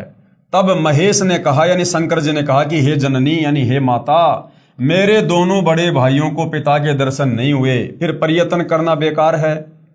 कृपया मुझे ऐसा वरदान दो कि मैं अमर यानी मृत्युंजय हो जाऊं, मैं कभी ना मरूं। तब माता ने कहा कि ये मैं नहीं कर सकती, हाँ युक्ति बता सकती हूं जिससे तेरी आयु सबसे लंबी बनी रहेगी। अब शंकर जी ने क्या कहा कि माता जी, जब मेरे दोनों भाइयों को मेरे पिता ने दर्शन नहीं दिए तो मैं तो प्रयत्न ही नहीं करूंगा, व्यर्थ है। लेकिन मुझे एक आशीर्वाद दे दो, मैं मृत्युंजय हो जाऊं, मैं कभी ना मरूं, अमर हो जाऊं। क्योंकि भाई और बहनों, हम सभी आत्माएं पहले सतलोक में थी और सतलोक में हम सब मृत्युंजय थे, हम कभी नहीं मरा करते थे, अमर थे। तो आत्मा को रह रहकर वो कसक रहती है कि मैं कभी ना मरूं, मैं कभी ना मरूं, मरने से डर लगता है। तो शंकर जी ने कहा कि माँ मुझे ऐसा वरदान दे दे कि मैं मृत्युंजय हो जाऊं। तो दुर्गा ने कहा कि बेटा 21 ब्रह्मांड में तो कोई भी मृत्युंजय नहीं है, कोई और वरदान मांग ले। तो दुर्गा ने क्या कहा कि बेटा मैं तुझे एक युक्ति बता सकती हूं जिससे तेरी आयु सबसे ज्यादा लंबी बनी रहेगी। विधि योग समाधि है, यानी तू बहुत ज्यादा समाधि लगाया कर, अपने श्वासों को रोक कर तू समाधि अवस्था में रहा कर। क्योंकि भाई और बहनों, हम सबका शरीर चाहे देवता हो, चाहे हम स्त्री पुरुष हों, चाहे हम मनुष्य हों, ये जो शरीर है ये श्वासों से चलता है। जितनी ज्यादा श्वासें बर्बाद होंगी उतनी जल्दी हमारी मृत्यु होगी। तो दुर्गा ने शंकर जी को विधि बता दी कि तू समाधि में रहकर श्वासों का कम से कम प्रयोग किया कर, इससे तेरी उम्र लंबी हो जाएगी। इसलिए महादेव यानी शंकर जी ज्यादातर समाधि में ही रहते हैं। इस प्रकार माता यानी अष्टंगी प्रकृति ने, दुर्गा ने तीनों पुत्रों को विभाग बांट दिए। कौन कौन से विभाग बांट दिए? रजगुण विभाग ब्रह्मा जी को दे दिया, सतगुण विभाग विष्णु जी को और तमगुण शंकर जी को। भगवान ब्रह्मा जी को काल लोक में लक 84 के चोले यानी शरीर रचने बनाने का अर्थात रजोगुण प्रभावित करके संतान उत्पत्ति के लिए विवश करके जीव उत्पत्ति कराने का विभाग प्रदान किया। जितने भी प्राणी 21 ब्रह्मांड में, तीनों लोकों में, पृथ्वीलोक, स्वर्गलोक, पाताल लोक में जितने भी प्राणी हैं, चाहे गधा, कुत्ता, सुअर, स्त्री, पुरुष, जो बच्चे पैदा करने की जो इच्छा जागृत होती है, विषय वासना, काम वासना, संभोग करने की, सेक्स करने की, ये ब्रह्मा जी के रजोगुण के दबाव के कारण होती है। तो रजोगुण का जो विभाग था वो दुर्गा ने श्री ब्रह्मा जी को दे दिया और भगवान विष्णु जी को इन जीवों के पालन पोषण कर्म अनुसार करने तथा मोह ममता उत्पन्न करके स्थिति बनाए रखने का विभाग दिया और आपस में एक दूसरे को मोह ममता में बांध के रखने का जो शतोगुण का विभाग है, ये मेरा खेत, ये मेरी प्रॉपर्टी, ये मेरा प्लॉट, एक एक इंच जमीन के लिए लोग मुकदमा कर देते हैं, लड़ मरते हैं, भाई भाई को मार देता है। तो ये जो मोह ममता है, जो ये संपत्ति के प्रति, अपने बेटा बेटी के प्रति, ये श्री विष्णु जी के सतोगुण के प्रभाव के कारण है, जो दुर्गा ने इसको विष्णु जी को दिया। भगवान विष्णु जी को इन जीवों के पालन पोषण करने तथा मोह ममता उत्पन्न करके स्थिति बनाए रखने का विभाग दिया। फिर तीसरे भगवान शंकर जी को क्या दिया? महादेव को संहार करने का विभाग प्रदान किया, यानी लोगों को मार मार के अपने पिता काल के पास भेजने का डिपार्टमेंट है। क्योंकि इनके पिता निरंजन को, काल को, ब्रह्म को 1 लाख मानव शरीरधारी जीव प्रतिदिन खाने पड़ते हैं। यहां पर मन में एक प्रश्न उत्पन्न होगा कि ब्रह्मा, विष्णु तथा शंकर जी से उत्पत्ति, स्थिति और संहार कैसे होता है? ये तीनों तो अपने अपने लोक में रहते हैं ऊपर। तो गुरुदेव भगवान कैसे समझा रहे हैं कि ऊपर के लोक में बैठकर भी ये नीचे के लोकों के जीवों को कैसे प्रभावित करते हैं। जैसे आजकल संचार प्रणाली को, यानी जो हम लोग बात करते हैं मोबाइल से, जैसे आजकल संचार प्रणाली को चलाने के लिए उपग्रहों को ऊपर आसमान में छोड़ा जाता है और वे नीचे पृथ्वी पर संचार प्रणाली को चलाते हैं। यानी ऊपर अंतरिक्ष में तो उपग्रह होते हैं, सैटेलाइट होती हैं, और नीचे उन सैटेलाइट से निकल रही वो तरंगें नीचे का जो टावर होता है वहां आती है, वहां से हम सब के मोबाइल में आती है और हम सब आपस में बातचीत करते हैं। तो इसी प्रकार ब्रह्मा, विष्णु, महेश ऊपर अपने अपने लोक में बैठकर वहां से अपने गुणों के प्रभाव से लोगों को प्रभावित करके अपना कार्य करते हैं। ठीक इसी प्रकार ये तीनों देव जहां भी रहते हैं, इनके शरीर से निकलने वाले सूक्ष्म गुण की तरंगें तीनों लोकों में अपने आप हर प्राणी पर प्रभाव बनाए रखते हैं।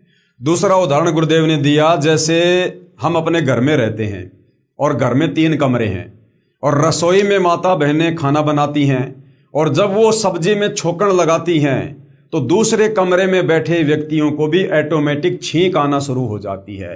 क्योंकि छोकन कहाँ लगा? रसोई में।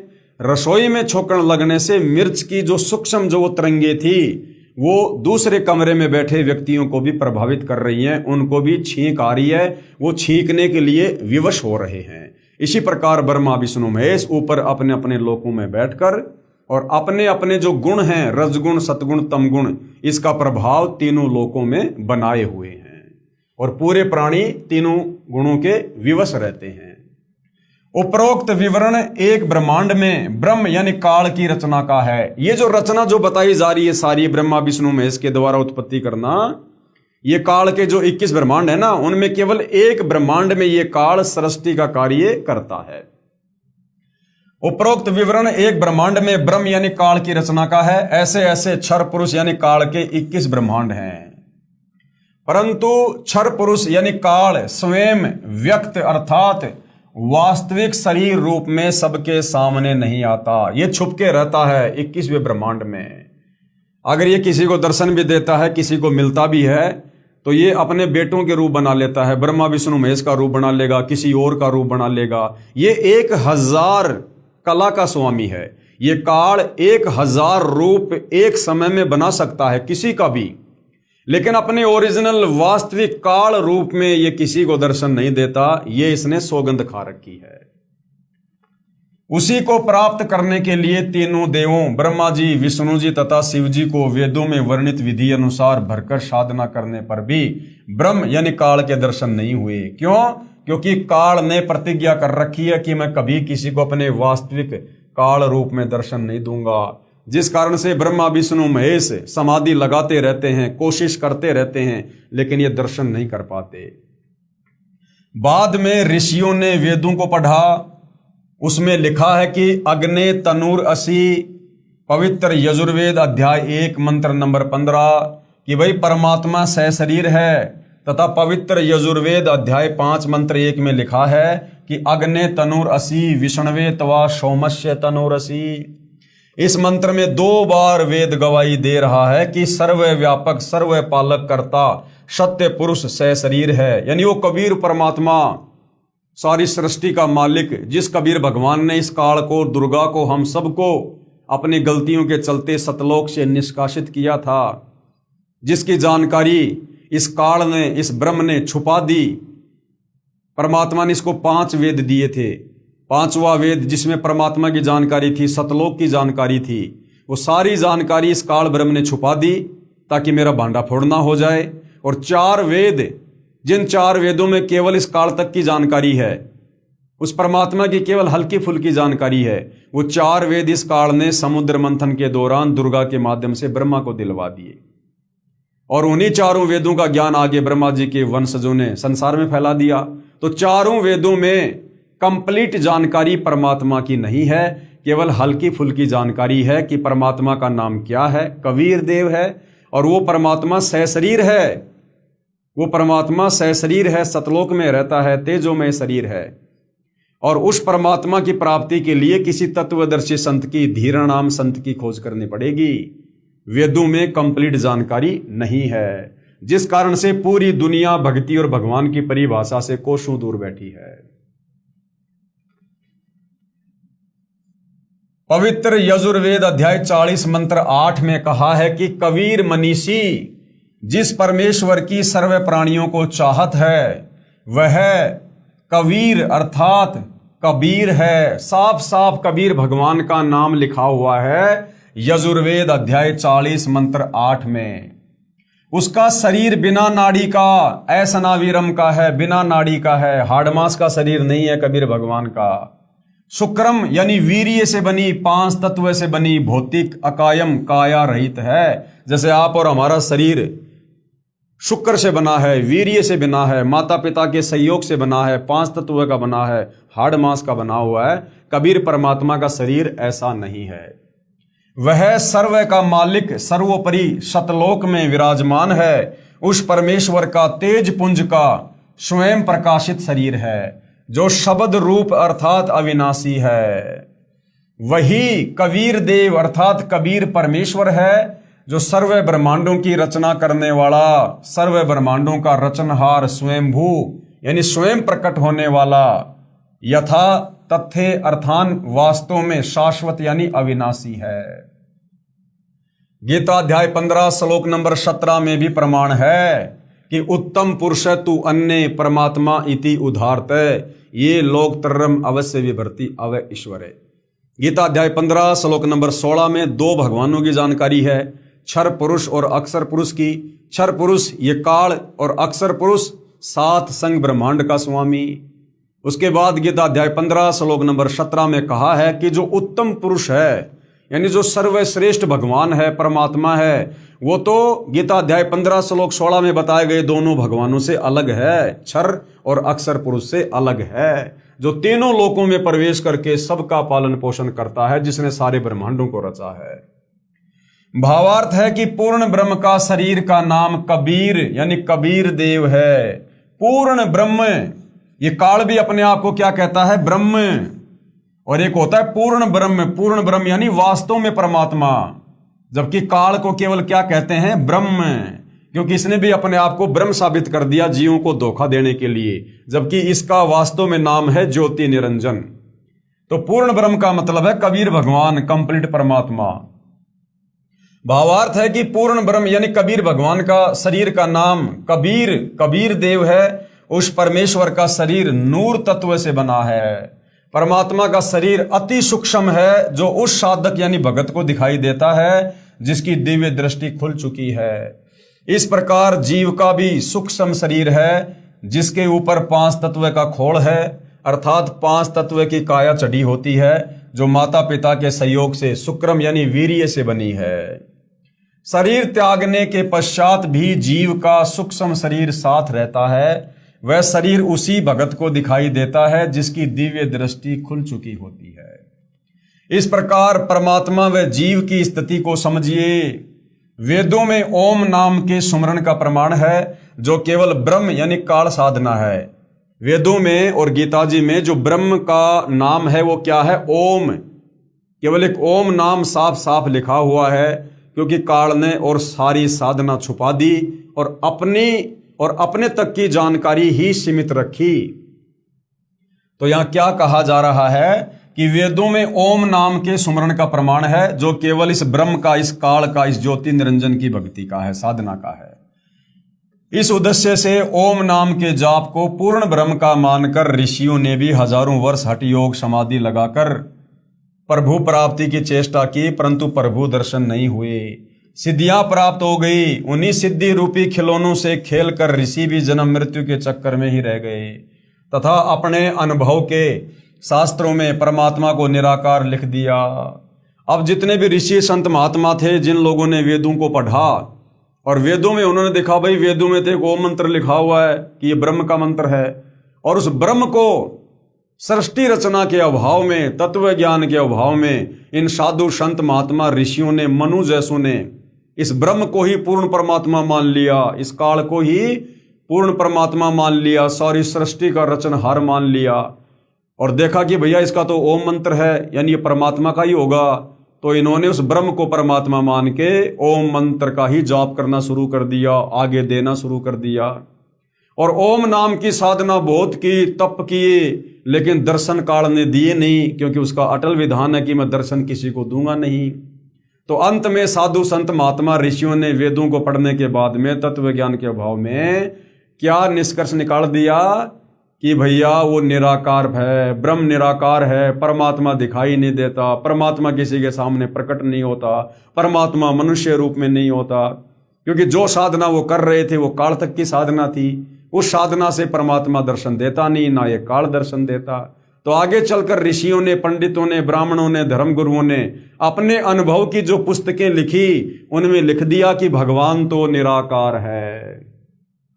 और फिर आम व्यक्तियों ने उनकी बातों को सत्य मान लिया कि भैया हम तो ना संस्कृत जानते, ना शास्त्रों को जानते, और ये बड़े बड़े विद्वान, संस्कृत के प्रकांड ज्ञाता, बड़ी बड़ी यूनिवर्सिटी में, गुरुकुलों में ये पढ़ के आए हुए हैं, मुंह जुबानी इनको सारे श्लोक याद हैं, तो भैया ये जो बता रहे हैं बिल्कुल सही होगा।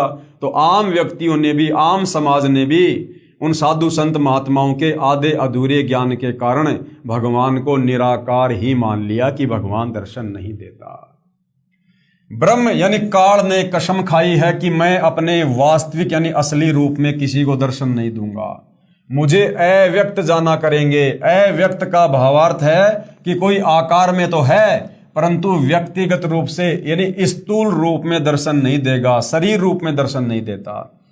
जैसे आकाश में बादल छा जाने पर दिन के समय सूर्य अदृश्य हो जाता है, कुछ समय के लिए बादलों की ओट में छिप जाता है, वह दृश्यमान नहीं है, दिखाई नहीं दे रहा, परंतु वास्तव में बादलों के पार ज्यों का त्यों है। इस अवस्था को अव्यक्त कहते हैं, यानी है लेकिन दिखाई नहीं दे रहा, उसको क्या कहते हैं? अव्यक्त। इसके प्रमाण के लिए गीता अध्याय 7 श्लोक नंबर 24, 25, अध्याय 11 श्लोक नंबर 48 और 32 जो आपको पहले बता दिए गए हैं। इसके बाद पवित्र गीता जी बोलने वाला ब्रह्म यानी काल, जो श्री कृष्ण जी के शरीर में प्रेतवत प्रवेश करके कह रहा है कि अर्जुन मैं बढ़ा हुआ काल हूं और सभी को खाने के लिए आया हूं। इसका प्रमाण कहां है? गीता अध्याय 11 श्लोक नंबर 32। गीता अध्याय 11 श्लोक नंबर 32 में जो लोग ये समझते हैं कि गीता का ज्ञान श्री कृष्ण जी ने दिया है, तो गीता अध्याय 11 श्लोक नंबर 32 में ये काल श्री कृष्ण जी में प्रेत की भांति प्रवेश करके कह रहा है कि अर्जुन मैं काल हूं, काल, और सबको खाने के लिए आया हूं। जबकि भाई और बहनों, उससे पहले कभी भी श्री कृष्ण जी ने अपने आप को काल नहीं बताया और ना श्री कृष्ण जी काल थे। तो श्री कृष्ण जी का तो केवल शरीर प्रयोग में लिया गया, बाकी उसके अंदर बैठकर ये जो गीता जी का ज्ञान था ये ज्यादातर युद्ध करवाने के लिए ये काल ब्रह्म ने दिया। क्या कहा? पवित्र गीता जी बोलने वाला ब्रह्म काल श्री कृष्ण जी के शरीर में प्रेतवत यानी भूत की तरह प्रवेश करके कह रहा है कि अर्जुन, मैं बढ़ा हुआ काल हूं और सबको खाने के लिए आया हूं। गीता अध्याय 11 श्लोक नंबर 32। ये मेरा वास्तविक रूप है, इसको तेरे अलावा न तो कोई पहले देख सका तथा न आगे कोई देख सकता। अर्थात वेदों में वर्णित यज्ञ, जप, तप तथा ओम नाम आदि की विधि से मेरे इस वास्तविक स्वरूप के दर्शन नहीं हो सकते। गीता अध्याय 11 श्लोक नंबर 48 में क्या कह रहा है? मैं कृष्ण नहीं हूं, श्री कृष्ण जी के शरीर में बैठा हुआ वो काल। गीता अध्याय 11 श्लोक नंबर 48 में क्या कह रहा है कि अर्जुन, मैं कृष्ण नहीं हूं।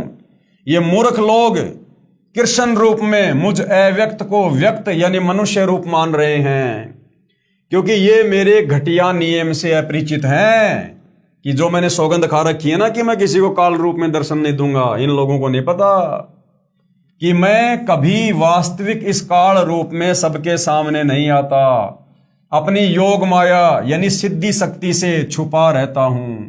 गीता अध्याय 7 श्लोक नंबर 24 और 25 का सारांश है ये। अब गुरुदेव कह रहे हैं, विचार करो, अपने छुपे रहने वाले विधान को स्वयं अश्रेष्ठ अनुत्तम क्यों कह रहा है? यदि पिता अपनी संतान को भी दर्शन नहीं देता तो उसमें कोई त्रुटि है। यदि बाप अपने बेटा बेटियों को दर्शन ना दे और उनसे छुप के रहे, इसका मतलब उस बाप में कोई कमी है, कोई त्रुटि है, कोई भयंकर गलती कर रखी है जो उसको शर्म आ रही है।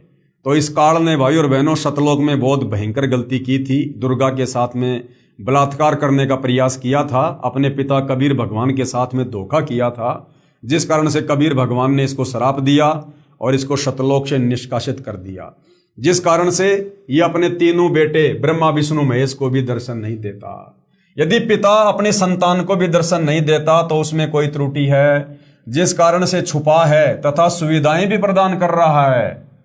काल ब्रह्म को श्रापवश 1 लाख मानव शरीरधारी प्राणियों का आहार करना पड़ता है तथा 25% प्रतिदिन जो ज्यादा उत्पन्न होते हैं उन्हें ठिकाने लगाने के लिए तथा कर्म भोग का दंड देने के लिए 84 लाख योनियों की रचना की हुई है।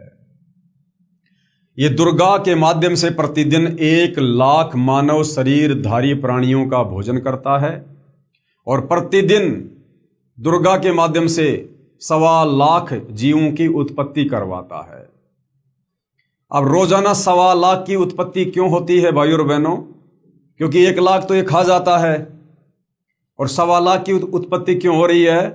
क्योंकि बाकी कुछ जीव फिर अपना कर्म दंड भोगने के लिए 184 योनियों में डालने पड़ते हैं, गधे कुत्ते सूअर कीट पतंग बनाने पड़ते हैं। तो उसकी क्षतिपूर्ति करने के लिए इसको 25% एक्स्ट्रा पैदा करवाने पड़ते हैं ताकि 1 लाख ये खाता रहे। यदि सबके सामने बैठकर किसी की बेटी, किसी की पत्नी, किसी के बेटे, माता पिता को खाएगा तो सबको ब्रह्म से घृणा हो जाए तथा जब भी कभी पूर्ण परमात्मा कबीर अग्नि, कबीर देव, कबीर परमात्मा स्वयं आए या अपना कोई संदेश वाग दूत भेजे तो सभी प्राणी सत भक्ति करके काल के जाल से निकल जाएंगे। ये दर्शन क्यों नहीं देता? ये 21वें ब्रह्मांड में उस ब्रह्मलोक में छुपकर क्यों खाता है जीवों को प्रतिदिन 1 लाख को? अगर ये सबके सामने बैठकर खाने लग जाए तो सबको पता चल जाएगा कि भैया ये तो काल है और ये तो 1 लाख को रोजाना खाता है, इसीलिए अपने तीनों बेटों के माध्यम से इसने यहाँ पर ये सृष्टि का कार्य शुरू कर रखा है। ये तो आप और हमारी खेती करवा रहा है। खेती यहाँ पर जैसे किसान गेहूं की खेती करता है अपने लिए, अपने परिवार के लिए, उसी प्रकार ये काल तो हम जीवों की रजगुण ब्रह्मा के माध्यम से काम वासना से उकसाकर ये हमारी वो यहाँ पर खेती कर रहा है अपने भोजन के लिए, तो सबको पता चल जाएगा। और जब कभी परमात्मा, यानी परमात्मा तो आते रहते हैं सतलोक से यहाँ चलकर तत्वदर्शी संत के रूप में, तो जब वो कबीर भगवान यहाँ आए और हमें ये सारी राम कहानी बताए, सृष्टि रचना कि ये काल क्यों है, क्यों खाता है, क्यों आया यहाँ पर, क्यों तुम जन्म रहे हो, मर रहे हो, क्यों तुम्हारा कभी बेटा मर जाता, कभी बेटी मर जाती है, क्यों इस काल को रहम नहीं आता जिसको तुम भगवान मानकर पूज रहे हो। क्या भगवान किसी का बेटा बेटी मारता है क्या, अकाल मौत करता है क्या? तो सब जीवों को राम कहानी समझ में आ जाएगी सृष्टि रचना सुनकर। तो सारे के सारे इस काल की जेल से बाहर निकलने का प्रयास करेंगे और तत्वदर्शी संत की शरण में आकर अपनी आत्मा का कल्याण करवा लेंगे। और सारे जीव 21 ब्रह्मांड से बाहर चले जाएंगे तो फिर यहां पर काल क्या खाएगा? इसलिए काल को डर है, इसलिए ये 21वें ब्रह्मांड में बैठकर अकेला खाता है और किसी को भेद नहीं लगने देता। फिर इसका भेद स्वयं वो कबीर भगवान शतलोक से चलकर पृथ्वी लोक पर तत्वदर्शी संत के रूप में प्रकट होकर अपना तत्व ज्ञान देकर सृष्टि रचना के माध्यम से खुद ही बताता है, जो आज सतगुरु रामपाल जी बता रहे हैं। इसलिए धोखा देकर रखता है तथा पवित्र गीता अध्याय 7 श्लोक 18, 24, 25 में अपनी साधना से होने वाली मुक्ति यानी गति को भी अनुतमाम यानी अति अश्रेष्ठ घटिया बता रहा है तथा अपने विधान नियम को भी अनुत्तम अश्रेष्ठ कहा है। गीता अध्याय 7 श्लोक नंबर 18 में ये काल अपनी साधना को भी, ओम नाम की भक्ति को भी घटिया अनुतमाम कह रहा है कि भैया मेरी ओम नाम की साधना करके तुम कहाँ जाओगे? ब्रह्मलोक में जाओगे। ब्रह्मलोक में थोड़े बहुत दिन सुख भोग लोगे, फिर तुम्हारा जब वो पुण्य समाप्त होगा, भक्ति कमाई खर्च होगी, फिर तुम्हें नीचे आना पड़ेगा, नरक में भी जाना पड़ेगा, जन्म मरण के चक्कर में भी आना पड़ेगा, गधा कुत्ता सुअर लक 84 में भी जाना पड़ेगा। इसलिए काल गीता अध्याय 7 श्लोक नंबर 18 में अपनी खुद की ब्रह्म साधना को भी अनुतमाम अश्रेष्ठ घटिया बता रहा है कि मेरी भक्ति से भी जन्म मरण का रोग समाप्त नहीं हो सकता, तुम सतलोक नहीं जा सकते। इसलिए धोखा देकर रखता है तथा पवित्र गीता अध्याय 7 श्लोक 18, 24, 25 में अपनी भक्ति यानी ओम नाम की साधना से होने वाली मुक्ति यानी उस गति को भी अनुतमाम यानी अति अश्रेष्ठ कहा है तथा अपने विधान यानी मैं कभी किसी को दर्शन नहीं दूंगा, अपने नियम को भी अनुत्तम यानी अश्रेष्ठ कहा है। प्रत्येक ब्रह्मांड में बने ब्रह्मलोक में एक महास्वर्ग बनाया है इस काल ने। महास्वर्ग में एक स्थान पर नकली सतलोक बना रखा है, नकली अलख लोक बना रखा है, नकली अगम लोक तथा नकली अनामी लोक की रचना प्राणियों को धोखा देने के लिए प्रकृति यानी दुर्गा आदि माया द्वारा करवा रखी है। यानी इस काल ने भी अपने 21 ब्रह्मांड में इसने सतलोक की डुप्लीकेट रचना करवा रखी है जीवों को धोखा देने के लिए। अनामी लोक, अगम लोक, अलख लोक, शतलोक, ये नकली लोक बनवा रखे हैं। कबीर साहिब का एक शब्द है, कर नैनो दीदार महल में प्यारा है। उसमें वाणी है कि काया भेद किया निर्वारा, ये सब रचना पिंड मंझारा है। माया अविगत जाल पसारा, सो कारीगर भार्या है। आदि माया की नी चतुराई और झूठी बाजी पिंड दिखाई। अविगत रचना रची अंडमाही, वाका प्रतिबिंब डारा है। काया भेद किया निर्वारा और ये सब रचना पिंड मंझारा, एक ब्रह्मांड की रचना इस काल ने शरीर में करवा रखी है। और माया अविगत जाल पसारा और दुर्गा के माध्यम से, ब्रह्मा विष्णु महेश के माध्यम से अपना पूरा जाल फैला रखा है काल ने जीवों को फंसाने के लिए। सो कारीगर भारा है, ये जो काल है ये भी भयंकर कारीगर है। आदि माया की नी चतुराई, इस दुर्गा ने चतुराई कर रखी है, झूठी बाजी पिंड दिखाई। नकली शतलोक, नकली अगम लोक, नकली अनामी लोक की रचना इस एक ब्रह्मांड में इस काल ने दुर्गा के माध्यम से जीवों को फंसाने के लिए करवा रखी है। अविगत रचना रची अंडमाही, वाका प्रतिबिंब डारा है। एक ब्रह्मांड में अन्य लोकों की भी रचना है, जैसे श्री ब्रह्मा जी का लोक, श्री विष्णु जी का लोक, श्री शिव जी का लोक, जहां पर बैठकर तीनों प्रभु यानी ब्रह्मा विष्णु महेश नीचे के 3 लोकों स्वर्ग लोक, इंद्र का लोक, पृथ्वी लोक तथा पाताल लोक पर एक ब्रह्मांड का ये चित्र है भाइयों और बहनों, पूरा यहां पर गुरुदेव भगवान ने बनाकर समझा रखा है। ये एक ब्रह्मांड का पूरा चित्र इस काल में दुर्गा के माध्यम से सेट जो है ये करवा रखा है। ये सबसे ऊपर ये सतोगुण प्रधान क्षेत्र है, जहां पर ये काल स्वयं महाविष्णु रूप में रहता है और अपनी पत्नी दुर्गा को महालक्ष्मी रूप में रखता है। यहाँ पर जो संतान उत्पन्न होती है उसको ये विष्णु का नाम देते हैं। ये तमोगुण प्रधान क्षेत्र है, जहां पर ये काल स्वयं महाशिव रूप में रहता है, अपनी पत्नी दुर्गा को महापार्वती रूप में रखता है। और जो बच्चा ये लोग यहाँ पर शारीरिक संबंध बना के पैदा करते हैं उसको तमोगुण युक्त कर देते हैं, उसका नाम शंकर रखते हैं। फिर ये रजोगुण प्रधान क्षेत्र है, यहाँ पर स्वयं ये काल महाब्रह्मा रूप में रहता है, अपनी पत्नी दुर्गा को महासावित्री रूप में रखता है। और जो संतान यहाँ पर शारीरिक संभोग के द्वारा ये उत्पन्न करते हैं उसको रजोगुण युक्त कर देते हैं और उसका नाम ये रख देते हैं ब्रह्मा। ये दुर्गा जी का लोक है यहाँ पर। और इस दुर्गा के माध्यम से काल ने यहाँ पर ये नकली अनामी लोक, नकली अगम लोक, नकली अलख लोक, नकली सतलोक की रचना करवा रखी है। ये महाइंद्र का द्वीप है और बहुत सारी जो रचना है काल ने यहाँ पर जो है ये करवा रखी है। ज्योति निरंजन काल ब्रह्म के लोक 21 ब्रह्मांड का लघु चित्र, ये इसका टोटल 21 ब्रह्मांड है भाई और बहनों। टोटल 21 ब्रह्मांड को इस प्रकार इसने एक अंडे के आकार में इसको पैक कर रखा है पूरे को। ये टोटल इसके 21 ब्रह्मांड हैं, 21 ब्रह्मांड है। 21 ब्रह्मांडों को टोटल इस काल ने कैद किया हुआ है। और 21 ब्रह्मांडों को इसने किस प्रकार से सेट कर रखा है? इसने 4 महाब्रह्मांड बनाए। ये 4 महाब्रह्मांड काल ने बनाए। ये 4 जो आप देख रहे हो ना ये अंडे की आकृति, ये काल ने 4 महाब्रह्मांड बनाए। और एक महाब्रह्मांड में इसने 5 ब्रह्मांडों को सेट कर दिया। इसके पास में टोटल कितने ब्रह्मांड है? 21 ब्रह्मांड है। तो इसने एक महाब्रह्मांड में 5 ब्रह्मांड सेट कर दिए इस प्रकार से। तो इसके 20 ब्रह्मांड तो यहां पर 4 महाब्रह्मांडों में सेट हो गए इनमें। और फिर इसने एक महाब्रह्मांड जितनी जगह इसने सबसे ऊपर अपने स्वयं के रहने के लिए जो है इसने जो है सुरक्षित रख ली।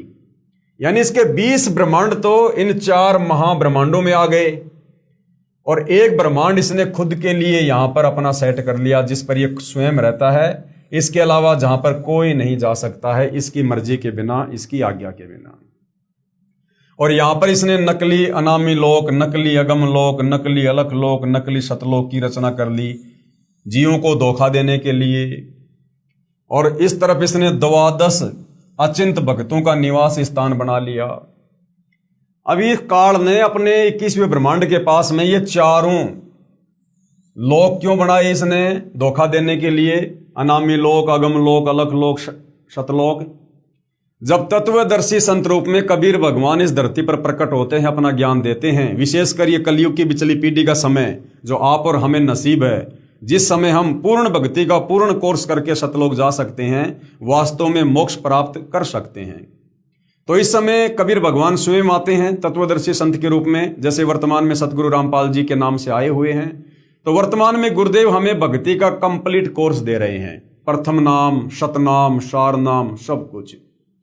तो जो भगत सतनाम ले लेंगे, सार नाम ले लेंगे और किसी कारण से वो पार नहीं हो पाए, मोक्ष नहीं करवा पाए अपनी किसी भी कमजोरी के चलते, तो फिर उन भगत आत्माओं की जो सतनाम की जो कमाई है, उस सतनाम की कमाई को ये काल यहाँ पर नकली सतलोक में बैठाकर, नकली अगम लोक में बैठाकर, नकली अनामी लोक में बैठाकर यहाँ पर ये उसकी बर्बाद करवा देता है। और यहाँ पर जो 12 ये भक्तों का जो निवास है, यहाँ पर ये विशेष 12 आत्माओं को रिजर्व में रखता है। 12 आत्माओं को ये अलग से छांट के रखता है। कौन 12 आत्मा? जो इस कलयुग की बिचली पीढ़ी में सतगुरु रामपाल जी से उपदेश लेकर भक्ति तो खूब करेंगे, दान धर्म खूब करेंगे, सतनाम का जाप करेंगे, सार नाम भी ले लेंगे, लेकिन वो पार नहीं हो पाएंगे मर्यादा तोड़ने के चलते या फिर मन में विश्वास ना होने के कारण। तो उनके पास भक्ति जबरदस्त हो जाएगी।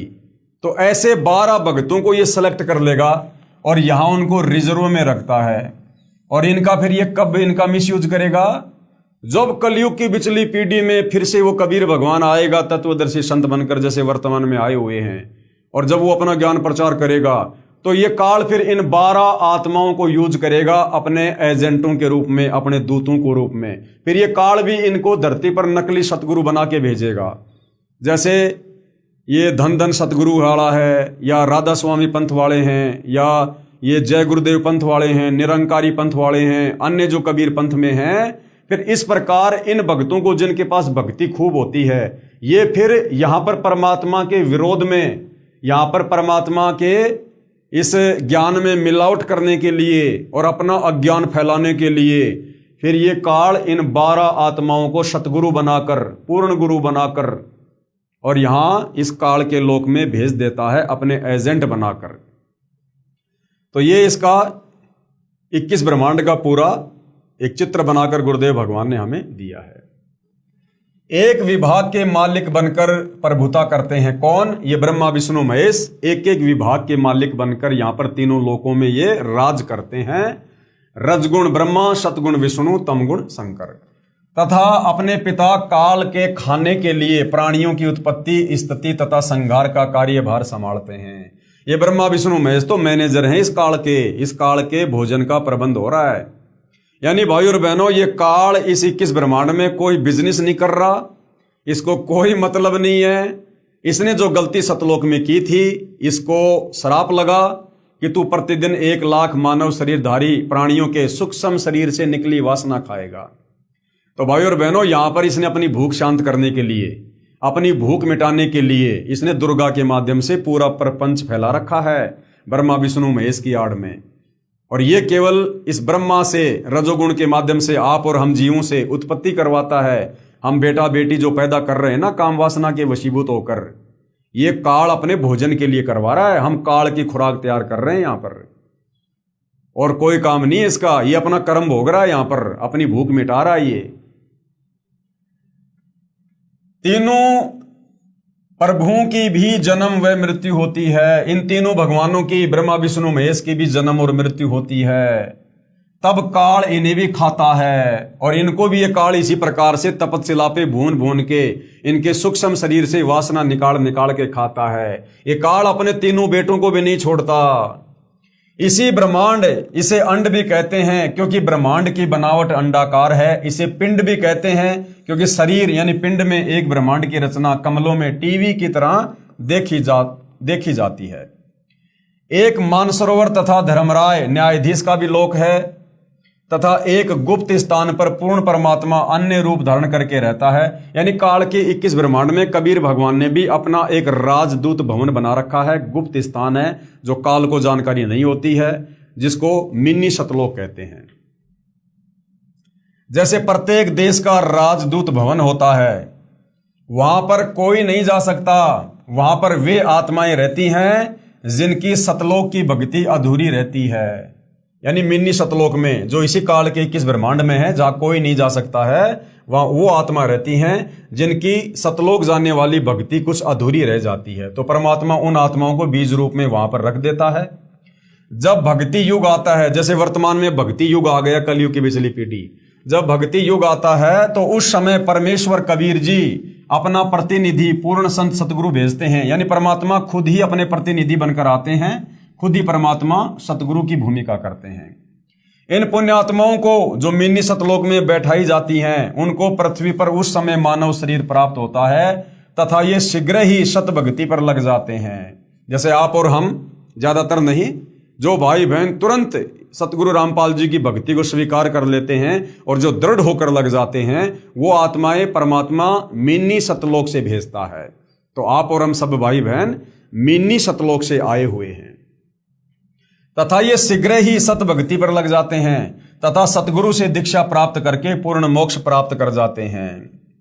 उस स्थान पर रहने वाले, कहां? मिनी सतलोक में रहने वाले हंस आत्माओं की निजी भक्ति कमाई खर्च नहीं होती है।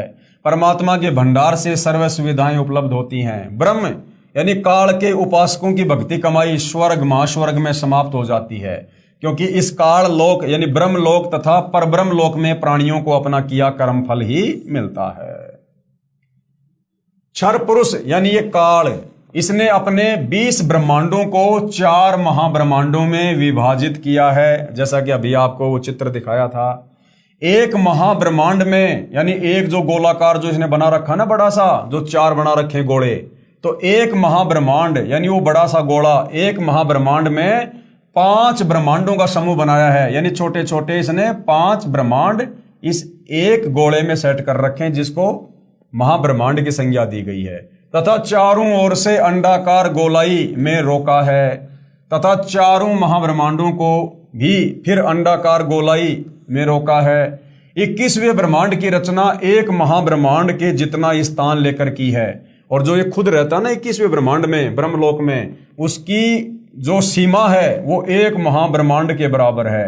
जिस एक महाब्रह्मांड में इसने 5 ब्रह्मांडों को रोका है, तो जहां ये काल रहता है ब्रह्मलोक में, उसका क्षेत्रफल कितना है? एक महाब्रह्मांड के जितना है।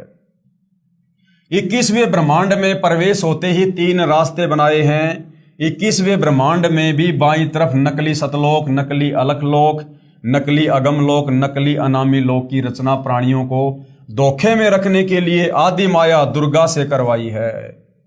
तथा दाईं तरफ 12 सर्वश्रेष्ठ ब्रह्म साधकों भक्तों को रखता है। फिर प्रत्येक युग में उन्हें अपने संदेशवाहक संत सतगुरु बनाकर पृथ्वी पर भेजता है, जो शास्त्र विधि रहित साधना व ज्ञान बताते हैं, यानी वेदों के विरुद्ध साधना बताएंगे फिर वो काल प्रेरणा से, तथा स्वयं भी भक्तिहीन हो जाते हैं तथा अनुयायियों को भी काल जाल में फंसा जाते हैं। फिर वे गुरुजी तथा अनुयायी दोनों ही नरक में जाते हैं। जैसे वर्तमान में सतगुरु रामपाल जी के ज्ञान में सबसे ज्यादा बाधक कौन है?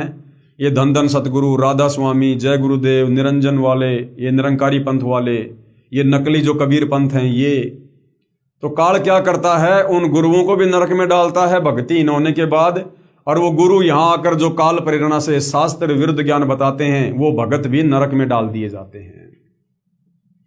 फिर सामने एक ताला लगा रखा है, वह रास्ता काल ब्रह्म के निज लोक में जाता है, जहां पर ये ब्रह्म काल अपने वास्तविक मानव सदृश से काल रूप में रहता है।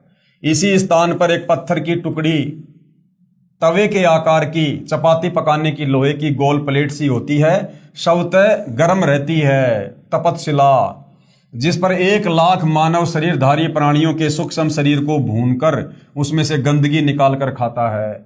उस समय सभी प्राणी बहुत पीड़ा अनुभव करते हैं तथा हाहाकार मच जाती है। फिर कुछ समय उपरांत वे बेहोश हो जाते हैं। जीव मरता नहीं है, आत्मा मरती नहीं है।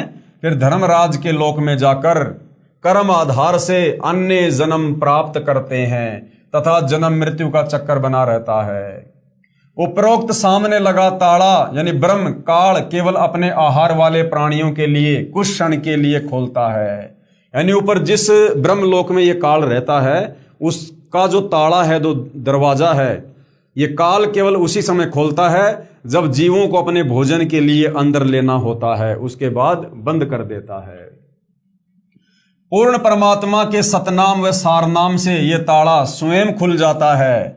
ऐसे काल का जाल पूर्ण परमात्मा कबीर साहिब ने स्वयं ही अपने निजी भगत धर्मदास जी को समझाया।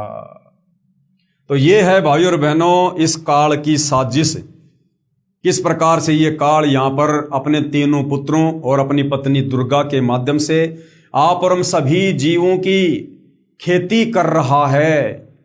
आप और हमें केवल अपने भोजन के लिए यहाँ पर पाल के रखे हुए है। ब्रह्मा जी के माध्यम से काम वासना से उत्तेजित करवाकर बच्चे पैदा करवाता है। विष्णु जी के सतोगुण के प्रभाव से आपस में परिवारों को बांध के रखता है मोह ममता में, और शंकर जी के तमोगुण के प्रभाव से फिर लड़ाई झगड़े में, मुकदमेबाजी में, एक्सीडेंट में, अन्य किसी कारण से हमारी मृत्यु करवा देता है और प्रतिदिन 1 लाख को ये खाता है। तो भाइयों और बहनों, इसलिए ये जो 21 ब्रह्मांड है ये सतलोक की जेल है। यहां आकर ये काल भी अपना कर्म भोग रहा है, दुर्गा भी अपना कर्म भोग रही है, ब्रह्मा विष्णु महेश भी अपना कर्म भोग रहे हैं, और आप और हम जितने भी जीव जिन्होंने हाथ खड़ा किया था इस काल के साथ आने के लिए, हम भी यहाँ पर सजा भोग रहे हैं। और ये सजा हम उस समय तक भोगते रहेंगे, जन्म और मृत्यु के चक्कर में असहनीय कष्ट भोग कर, फिर 184 योनियों में गधे, कुत्ते, सूअर, कीट, पतंग, मक्खी, मच्छर बन बनकर फिर नरक में डाला जाता है। मनुष्य शरीर में जो भी हम कर्म कुकर्म करते हैं उनकी सजा निर्धारित है। वो सजा फिर हमारे को नरक में अलग से भोगनी पड़ती है। हर मनुष्य जन्म में मृत्यु के बाद ये हमें तपतशिला पर भून भून के खाता है। तो ये सजा हम भाइयों और बहनों उस कर्म की भोग रहे हैं जो हमने सतलोक में गलती की थी। अपने पिता कबीर भगवान से हमने विश्वासघात किया था। हमने इस एक जीव, इस काल के ऊपर हमने आसक्ति लगाई थी। तो भाइयों और बहनों, हम सतलोक के वासी हैं। हम सतलोक में रहा करते थे, अखंड सुख भोगा करते थे, किसी चीज की कोई कमी नहीं थी।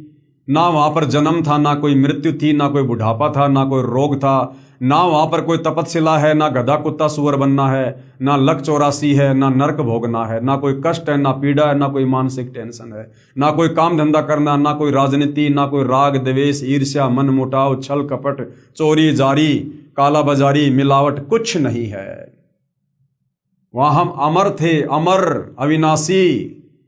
यहां हम उस कर्म की सजा भोगने के लिए आए हैं। हम सतलोक से यहां पर जेल काटने आए हैं, जेल काट रहे हैं। ये काल हमें यहां मनुष्य जन्म देकर थोड़ा बहुत कुछ सुख दे देता है, हल्का फुल्का कार कोठी मकान राजा मंत्री एमएलए सरपंच, और हम लोग भूल जाते हैं भक्ति और भगवान को कि बस हम तो ऐसे ही मौज करेंगे। और शरीर छूटने के बाद फिर ये गधा बना देता है, कुत्ता बना देता है, ऐसे हमें धोखे में रखता है अपने भोजन के लिए। तीनों गुणों के प्रभाव के चलते, रजगुण सतगुण तमगुण के प्रभाव के चलते ये हमारी बुद्धि को ऑफ रखता है। और यदि कोई भक्ति करना चाहता है, कोई मोक्ष प्राप्ति चाहता है, तो फिर ये अपने नकली काल के दूत भेजकर, तरह तरह के संत भेजकर, आचार्य शंकराचार्य धर्माचार्य पोप पादरी मुल्ला मौलवी पंडित काजी, इनके माध्यम से हमारे से शास्त्र विरुद्ध साधना करवाता है, जिस साधना को करने के चलते हम कभी भी जो है मृत्यु पर विजय प्राप्त नहीं कर सकते, मोक्ष प्राप्त नहीं कर सकते। तो भाइयों और बहनों, जब तक वो कबीर भगवान खुद सतलोक से चलकर तत्वदर्शी संत बनकर इस धरती पर आकर हमें ये कंप्लीट जानकारी नहीं देता है, तब तक भाइयों और बहनों हम इस काल के षड्यंत्र को नहीं समझ पाते हैं, नहीं जान पाते हैं। और हम यहीं पर जैसे चक्की में आटा पीसा जाता है वैसे हम पिसते रहते हैं जन्म मृत्यु के चक्कर में। परमात्मा कहते हैं कि चलती चक्की देख कर दिया कबीरा रोए, चलती चक्की देख कर दिया कबीरा रोए, और दो पाटन के बीच में साबुत बचा न कोई। ये जो जन्म और मृत्यु की जो चक्की चल रही है जिसमें हम पिस रहे हैं, तो परमात्मा कहते हैं चलती चक्की देख कर दिया कबीरा रोए, यानी हमारे दुखों को देखकर परमात्मा भी दुखी होते हैं। और दो पाटन के बीच में साबुत बचाना कोई। इस चक्की के दो पाट कौन है? एक काल और एक ये दुर्गा, जो हम सबको पीस रहे हैं जन्म मृत्यु के चक्कर में, लक 84 के चक्कर में। तो कहते हैं साबुत बचाना कोई, और जो कीले से लागा रहे ताका बाढ़ ना बाका होए। चक्की का जो हत्था होता है उसको किला कहते हैं। दाने डालते समय कुछ दाने जो कीला होता है उससे वो चिपक जाते हैं। एक वो खड्डा होता है हल्का सा, उसमें कुछ दाने जो है वो गिर जाते हैं, जो उन पाटों के बीच में आकर नहीं पिसते हैं। तो वो किला कौन है? सतगुरु तत्वदर्शी संत कबीर भगवान। जो उस तत्वदर्शी संत की शरण में आ जाएंगे, उनके बताए अनुसार नाम उपदेश लेकर भक्ति करेंगे, कहते हैं उन जीवों की फिर वो तत्वदर्शी संत काल और दुर्गा से रक्षा करेगा। फिर उन्हें लक 84 में नहीं जाने देगा, नहीं पिसने देगा, कोई कष्ट नहीं होने देगा, जन्म मृत्यु के चक्कर में नहीं पड़ने देगा। उनको शत भक्ति देकर उनका मोक्ष करके शतलोक ले जाएगा। इसके अलावा भाइयों और बहनों, 21 ब्रह्मांड में हमें कोई भी सृष्टि रचना की जानकारी देने वाला नहीं है। कोई भी हमें ब्रह्मा विष्णु महेश और काल और दुर्गा के जाल से बाहर निकालने वाला नहीं है। तो भाइयों और बहनों, आज बहुत ही जबरदस्त मौका है, बहुत ही जबरदस्त सुअवसर है। कबीर भगवान सतलोक से चलकर संत रामपाल जी के नाम से खुद धरती पर प्रकट हैं। सौभाग्य हिंदुस्तान में प्रकट हैं। आप और हम भाषा समझ सकते हैं, संकेतों को समझ सकते हैं, आसानी से भक्ति ग्रहण कर सकते हैं, आत्मा का कल्याण करवा सकते हैं। ये मौका विदेश वालों को नहीं है जितना मौका आप और हमें हिंदुस्तान वालों को है। अब भी यदि हम ये मौका चूकेंगे तो हमसे बड़ा निर्भागी व्यक्ति फिर संसार में कोई और नहीं है। तो भाइयों और बहनों, सृष्टि रचना अभी जारी है, और यदि आपको सृष्टि रचना का ज्ञान समझ में आ रहा है, काल बलि का षड्यंत्र समझ में आ रहा है, तो सतगुरु रामपाल जी से उपदेश लीजिए। उपदेश के लिए आप सतलोक आश्रम के मोबाइल नंबर पर संपर्क कर सकते हैं, गूगल पर सर्च कर सकते हैं, यूट्यूब पर सर्च कर सकते हैं। सतलोक आश्रम की वेबसाइट है www.jagatgururampalji.org। इस वेबसाइट पर जाकर आप जी संत रामपाल जी के सत्संग भी सुन सकते हैं, पुस्तकें भी पढ़ सकते हैं, उनके संपर्क सूत्र भी प्राप्त कर सकते हैं। नाम दीक्षा केंद्र कहाँ कहाँ है, नाम दीक्षा कैसे मिलेगी, सारी जानकारी प्राप्त कर सकते हैं और अपनी आत्मा का कल्याण भी करवा सकते हैं। तो भाइयों और बहनों, आज की सृष्टि रचना में केवल इतना ही। अगले वीडियो में फिर हम परब्रह्म के विषय में, अक्षर पुरुष के विषय में जानकारी प्राप्त करेंगे कि अक्षर पुरुष ने सतलोक में क्या गलती की, जिस कारण से परमात्मा ने काल की भांति उसे भी दंड देना पड़ा। तो कल के वीडियो में हम आगे की जानकारी प्राप्त करेंगे, जो जानकारी पूज्य गुरुदेव भगवान परमेश्वर रामपाल जी ने इस पवित्र पुस्तक ज्ञान गंगा में डाली है। तब तक गुरुदेव भगवान हम सबको आज्ञा दें, आशीर्वाद दें, सद्बुद्धि दें, हमारा मार्गदर्शन करें, हम नीचों का ज्ञान योग खोलें, हमें उनका तत्व ज्ञान समझ में आ सके और हम अपनी आत्मा का नाम उपदेश लेकर कल्याण करवा सकें। बंदी छोड़ सतगुरु रामपाल जी परमेश्वर जी की जय हो।